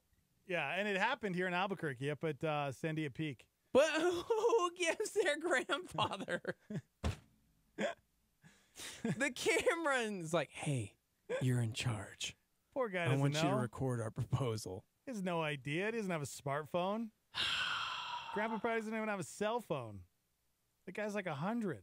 I mean, this is the sweetest video I've ever seen. It really is. And he is sporting a sweet stash. Yep, he is. He's got a great smile the whole time. And apparently it looks like he's a Marine. I was going to say, he's got a backwards Marine hat on. So sweet. Oh, So man, when he precious. realizes that he was recording himself the whole time, I want to bring back the word turkey. Oh, you turkey. See, you can say it now. You're 40. I'm not 40 yet, man. Dude, come on, man. You're 5 days away. Man. 5 days. Okay. Turkey. Okay. Man. What a turkey. Grandpa should feel terrible about himself right now. You know, this beautiful proposal. Stop it right now. I'm going to fight you. And then Grandpa just destroyed the whole proposal. Yep. But we got Grandpa's face. You know, we got Grandpa's face in reaction. Yeah. But we didn't get the fiance. It's too bad. I love the internet so much. Yeah. What's your favorite thing about the internet? I don't have a favorite thing. Now I'm like, what is my favorite thing about the internet? Does online video games count? No, Okay. it doesn't. It doesn't. Somebody said I had taken a bunch of pictures with my digital camera of my boyfriend running a 100-mile race all over the mountains in Colorado. I gave the camera to my dad to film us coming across the finish line, and my dad accidentally deleted all of the photos. Oh, no. Oh. Yeah. That's painful. Think about it, though. Before the whole digital thing, cameras, you didn't know until you got it developed. I instantaneously have that story of that time. I had a huge fan of Blindside. Loved them so much. They were on tour opening up for POD. And we had known the POD guys. Yeah. They were playing in Denver. We drove up to Denver, Colorado. Just Chrissy and I. This was years ago, obviously, because no digital cameras back then. And it was the first time I was meeting those guys. And I was so stoked. But it was in this club. It was kind of dark. It was whatever. And we had people taking pictures for us. And it was just one of those little disposable cameras because we wanted to get the pictures, whatever. Little Kodak yellow and black camera. I was not paying attention because I was elated because I was meeting like my favorite band. Like seriously. Love Blindside so much. So take all these pictures, POD guys, Blindside guys, amazing, really stoked, life moment, and then get all the way back to Albuquerque, finally develop the film, and they had never turned the flash on. Oh, no. And it was in this like club. Ugh. And I just wasn't paying attention. And every single photo, like we got it developed, and you still have to pay for it, and you get it, and it's all just like brown tones and black. Like, no one's in the picture. Oh, no. You don't see anything. It's almost either that or, like, they put their thumb over the spot. That's like, the worst. not a single photo from the entire night. Yep. Yeah. That was what life was like back in the early 2000s. Right? Yeah. Gosh. No digital cameras. Just, I don't know how we survived without smartphones, man. I mean, I don't even know. Yeah. Somebody said favorite thing about the internet? eBay. Just bought a sweet guitar. Really? Man, I can't even remember the last time I bought something on eBay. You know? Me either last week. From China. Really? Yeah, man. That's where you get them cheap Transformers. I wish I could say I was joking. I got it in the mail, and it was like this giant package from China. Really? Yeah. I remember back when eBay, this was a few years after eBay started, but I had Linkin Park's demos that was given to me, and even the band, when I got them autographed, so they were autographed Linkin Park demos before they had a record deal. So the songs like In the End and Crawling and all their like best hits were these. They were almost different songs. I have the red demos from there. Isn't that crazy? Like before they got the record deal and they got to like hired a producer to come in and be like, okay, we need to change this. We want to make it like get good quality studio sound. Like it was rough. It was like listening to a local band here in Albuquerque that was terrible. Like that's what Linkin Park sounded like. And so I had about 8 tracks, and I got them signed by the guys in Linkin Park, and they even almost confiscated them from me because they were like, "How did you get these?" Some record guy gave them to me. And so I threw them up on eBay. It got up to over $10,000 in like a day. Gosh. But then it was one of those situations where somebody was just jacking up the price, being a jerk. Yeah. I thought I was going to be wealthy. So I kept it up there for a while. And yeah, I got $100.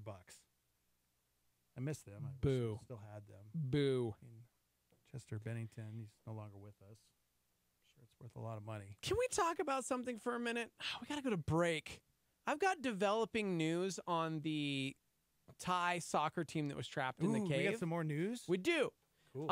In fact, we had been giving false information because remember how we had said the boys went off on their own and were kind of just messing around in the cave and the coach wasn't with them and then went and found them? That's not true. Oh, my gosh. See the internet, man. Yeah. Now that they're all out of the cave, we get the real and story. have had a chance to talk about it. Oh, we've got the real story. Oh man, I can't wait. And is it crazy? Possible charges. No way. Yeah, we got to talk about this. Possible charges. All right. We've got to take a break. I almost don't want to take a break, but we're going to take a break. Live from the Dreamstar Remodeling 38 Studios. We'll be right back.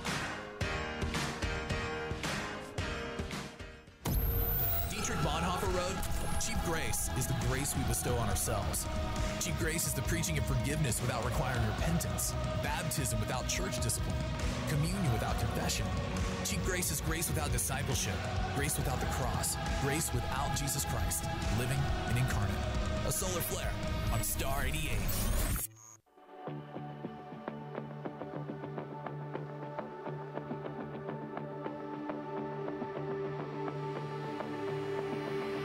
I was the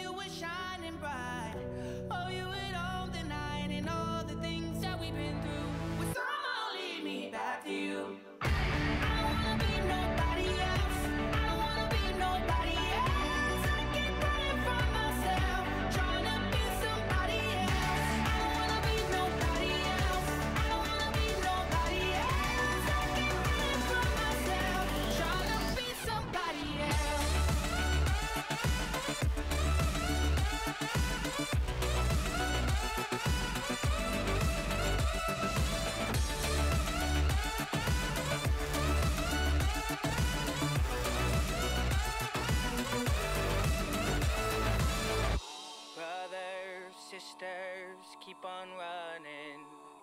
Fathers, mothers, keep on loving. Fighters, soldiers, hold your weapons and lay your back on me, lay your back on me. Brothers, sisters, keep on reaching. Fathers, keep on dreaming. Fighters, soldiers, drop your weapons and lay your back on me, lay your back on me.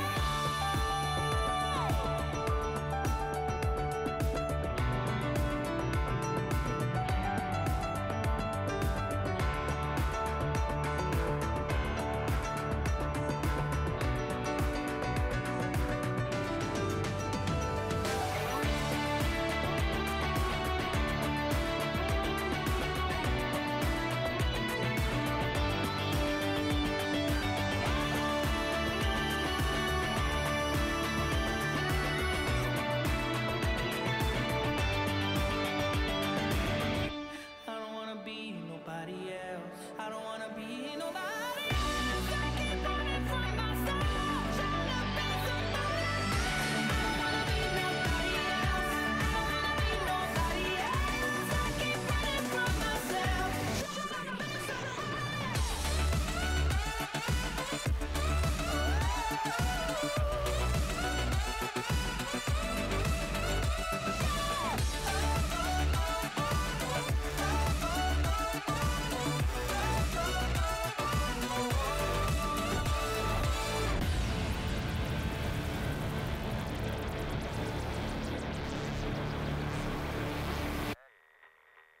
Here's Chris Hodges with a challenge to live a reproducing spiritual life. You know, we sing songs. I want to be more like Jesus. Oh, I just want to be like Jesus. Well, if you really want to be like Jesus, let me tell you what Jesus' life was like. His public ministry wasn't that effective. In fact, the Bible says more times than not that when he taught, the crowd went away confused at what he was talking about. No clue. No clue. So the disciples pulled him off to the side and said, "What did that mean? What in the world were you talking about?" And the Bible says, not the crowd, but to the disciples only did he explain the parable. And he would teach them, and he sat down with them. So he had public ministry. It's important just to touch everybody to do it. But the real crux of his ministry was those 12 disciples. He gave his life to pour his life into those men. And every one of us are a direct result of how those men touch other men who taught other men. Wouldn't you love to know, like, which one you're a descendant of? I mean, I actually thought that one day. I wonder which disciple talked to somebody and finally got to me. You know what I'm saying? That's Chris Hodges and a Star 88 PowerPoint.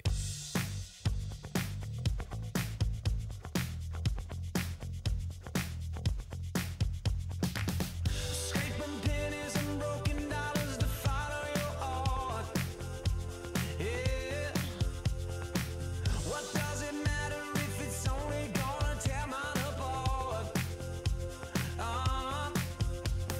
I can only try to define my peace of mind, but does that part of me exist?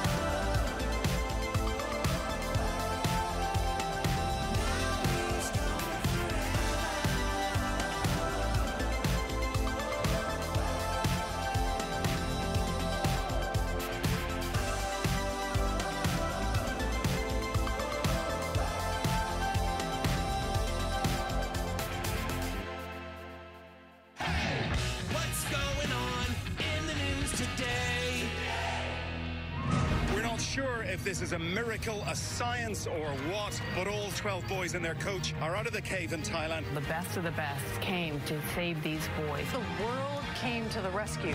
President Trump coming out swinging after raising tensions with the very allies he's poised to meet here at the NATO summit. We pay far too much, and they pay far too little. There were no fatalities when a plane carrying 11 people crashed today in a mountainous region of Alaska.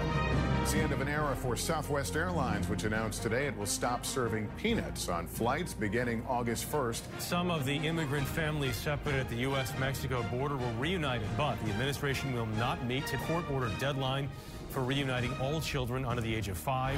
George Clooney injured in Italy when his scooter collided with a car. Clooney has been released from the hospital. The ensuing corner swung in, header on frame! Goal! France has punched the first ticket to Sunday's World Cup final. And now the really quick World Cup sports report for people who could care less about the World Cup. This morning it's England versus Croatia.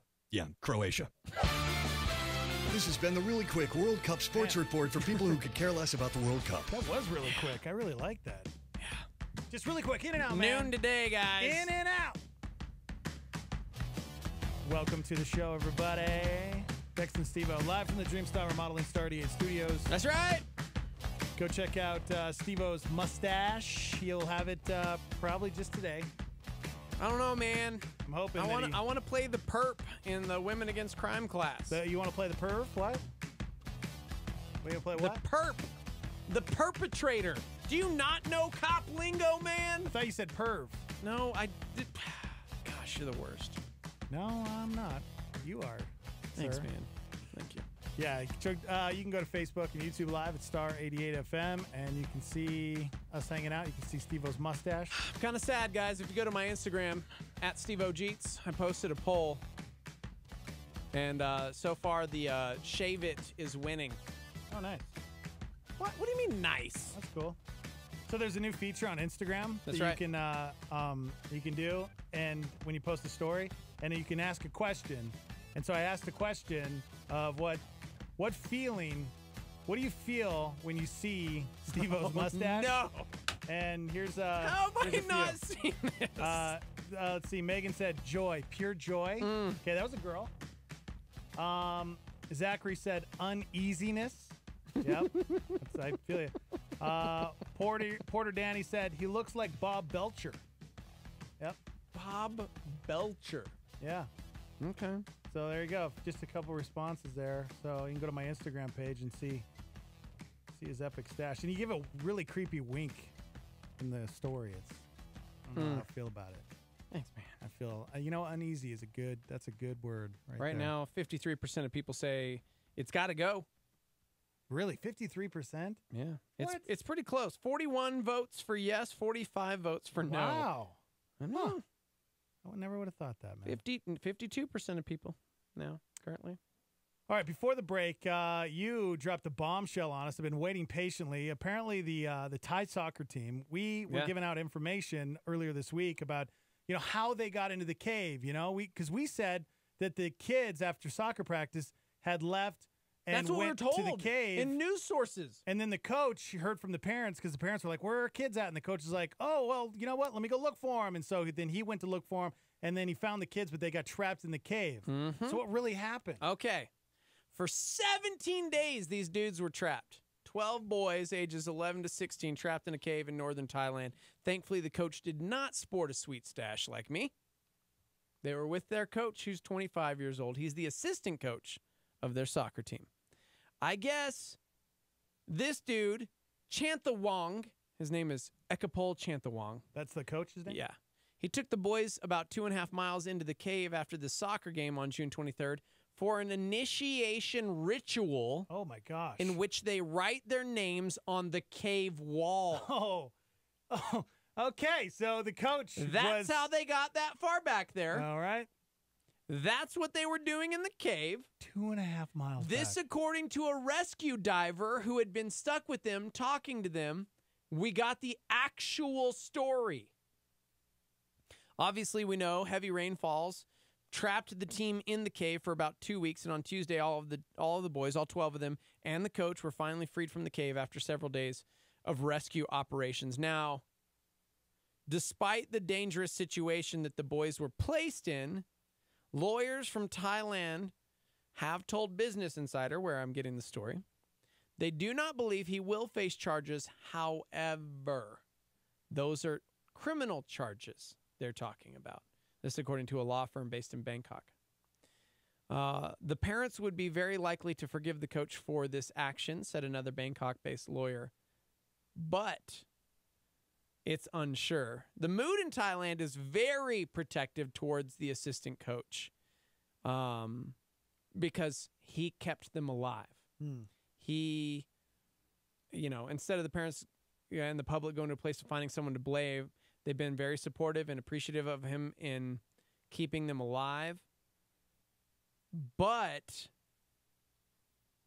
he's got a lot of blame, and so there are people within the government there who think quite possibly he will still actually face charges. Yeah, was this reckless of the coach going 2.5 miles into a cave to do an initiation of some sort? Yeah, they were just writing their name on a cave wall that I guess they've done in the past, with the teams.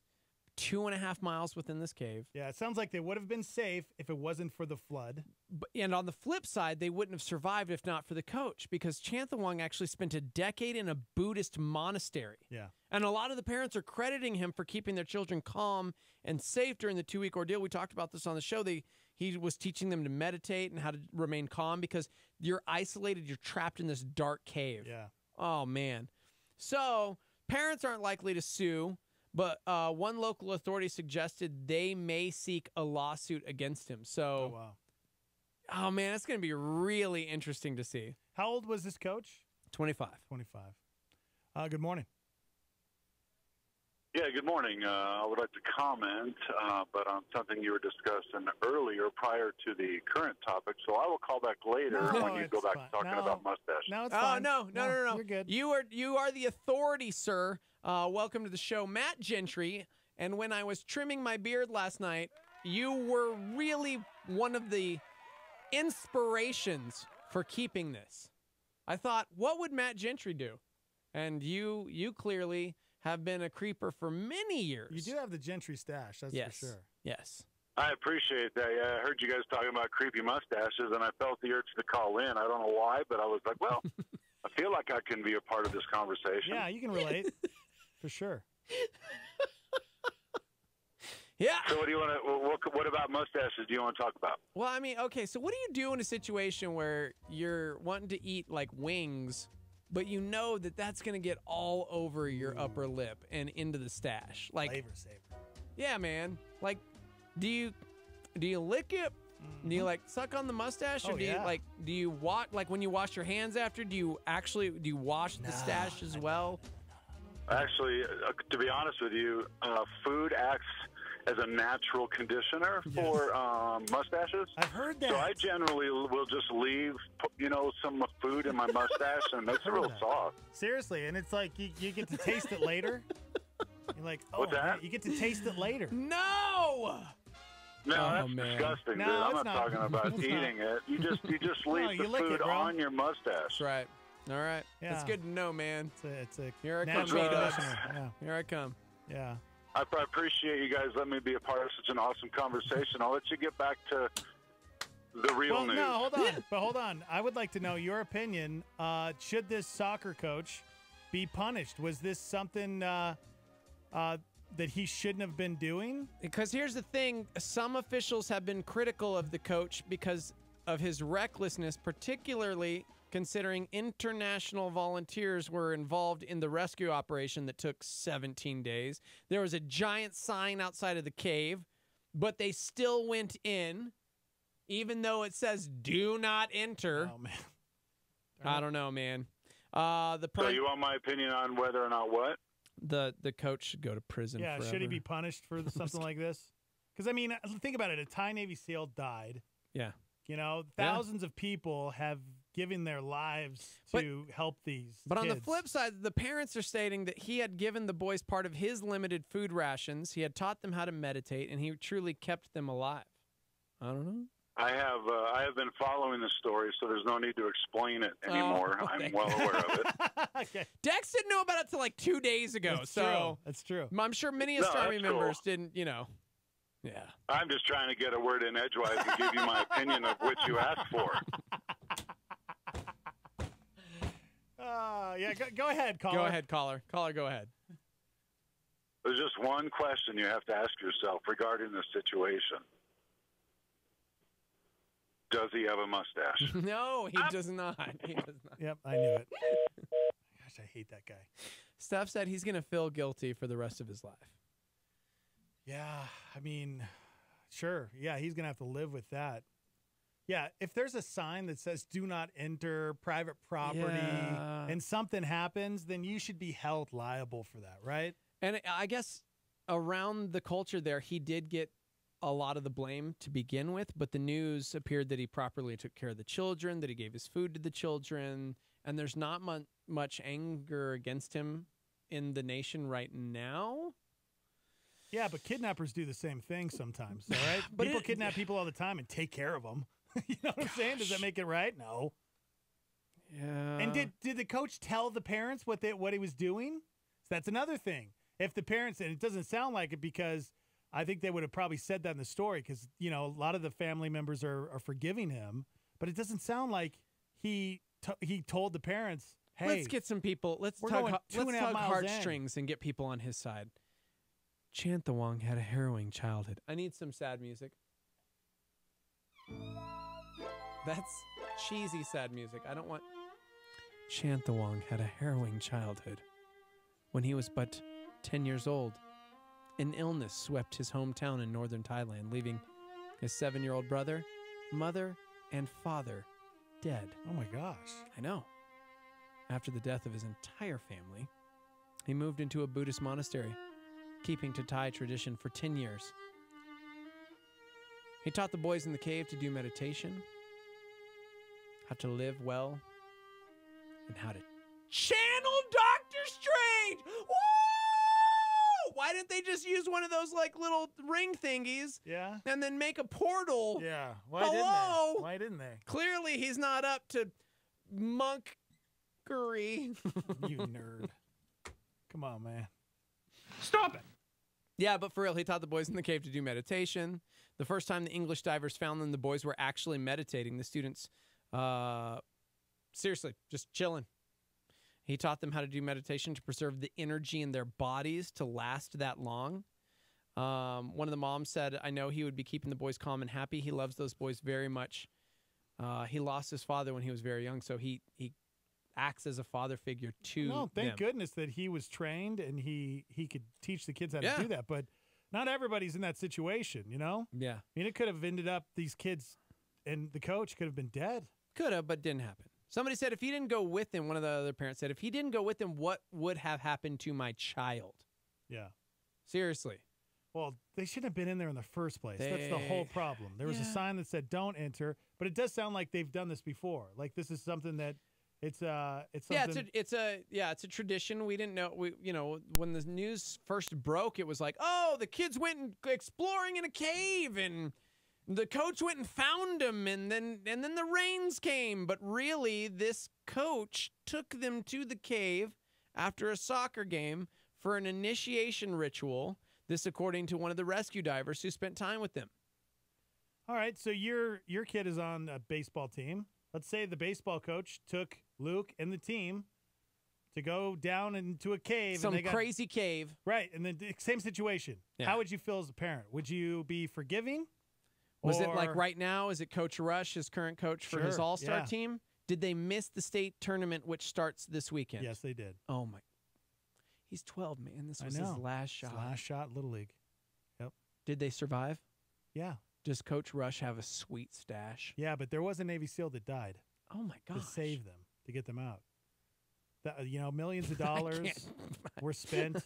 Right. You know, So that's how the would you thing. feel? Do That's criminal what the charges? nation is criminal thinking. charges on the coach? It's like 50-50. That's what the nation is saying Man, because I don't people are know like, how I no feel. way. And the parents are all siding with the coach like, dude, you kept my kid alive. Well, you did say there was You one are a parent that hero. might sue. Yeah.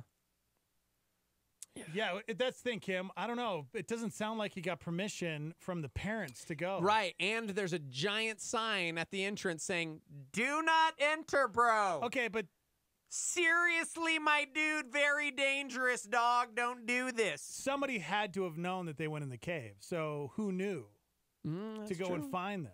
Somebody said just because none of the children died does not make this okay. Exactly.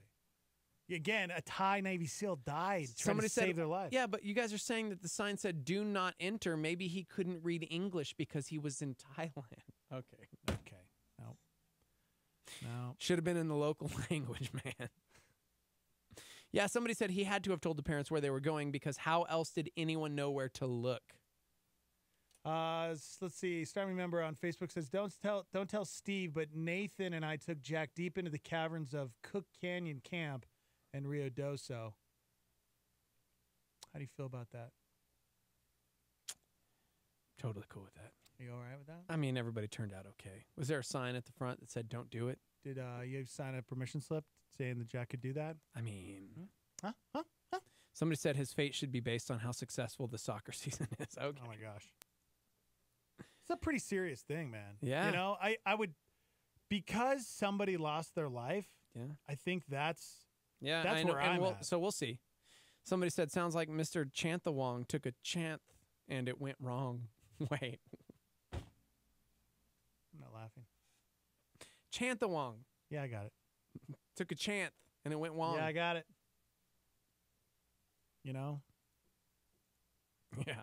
Somebody said those kids probably would have gone in one way or another, so likely they wouldn't have survived without the coach. Yeah, true. Very true. If you're just joining us, we just got the information. This just broke because we, whoever, story, I just don't understand how a news source, like how did they get that story? Where did they get the story that we shared a couple days ago about, oh, the kids got out of soccer practice and then they went into the cave because they're kids, and then the coach got contacted by the parents, and then the coach went in to save them. Like, how did they get that story? I don't know. Somebody just chimed in, and I can't corroborate this, so I don't know if this is actually what the sign said. It says the sign said, "Do not enter during monsoon season from July to November." They entered in June thinking it would be okay. Right. I mean, and that's the other thing is like you don't know what the weather's going to do. Yeah. And they would have made it out okay if it hadn't have flooded. That's another key. They were planning to leave straight away. They just walked down this tunnel in this cave network to write their names on the wall. This, according to one of the Belgian divers on the scene. They got trapped by flash floods. But 2.5 miles in? So that's what I want to know. So did the floods really push them back 2.5 miles in, or were they already 2.5 miles in to write their names on the cave? So here's what happened. Nobody knew where they were. And during search efforts, rescuers had found footprints and handprints in a chamber near where the team was eventually found. Wow. So they found the team's shoes, backpacks, and bicycles nearby.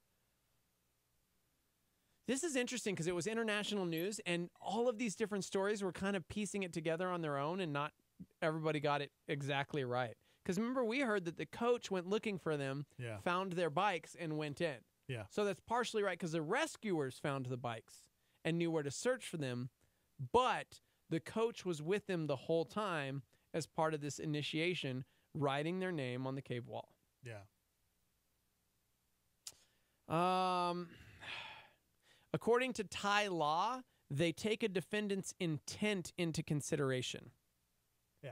The coach didn't intend to put the boys in danger. Right. Therefore, hopefully it's unlikely.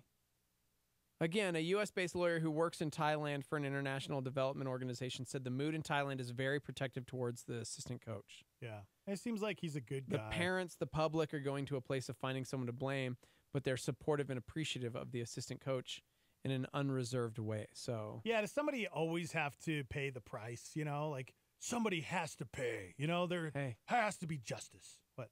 Jesus already did. Oh, you know what? Good call. Bringing it back. I don't know, man. But you're right. It's funny because we were actually talking about that earlier. Yeah. Getting back to the gospel and grace. Right. It's like there needs to be penalty. There needs to be a payment.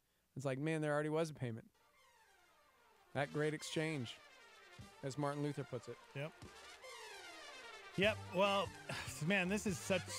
And already Hollywood is there on the scene. Yeah. And like they say, a movie is in the works. So this is a crazy story, and I'm sure more it's going to unfold as the days come back to us. And these are the days of our lives. What? Good morning. We're done. We out of here. Hey, thank you again to Celeste and Trish Hoffman. That was awesome. If you missed it, they were in on the 7 o'clock hour. You can go back and watch on YouTube Live, Facebook Live. And if you're a lady out there and you want to learn self-defense, that's what Trish and Celeste talked about. Yep. That's right. Also, we announced 21 Pilots. New album, October 5th. They launched 2 songs this morning. Go watch the videos. It's crazy. You guys have a beautiful day. We'll see you tomorrow. That's all we got. There ain't no more. That's right. Time is tight. It's the end of the show. C.S. Lewis is coming to Santa Fe. Award-winning actor Max McLean portrays C.S. Lewis on stage in The Most Reluctant Convert. Theater Mania says that McLean delivers an uncannily spot-on performance. The Chicago Sun-Times describes it as provocative and highly entertaining. And the Washington Post calls it hugely moving. C.S. Lewis on stage, The Most Reluctant Convert. Watch the videos. It's crazy. You guys have a beautiful day. We'll see you tomorrow. That's all we got. There ain't no more. That's right. Time is tight.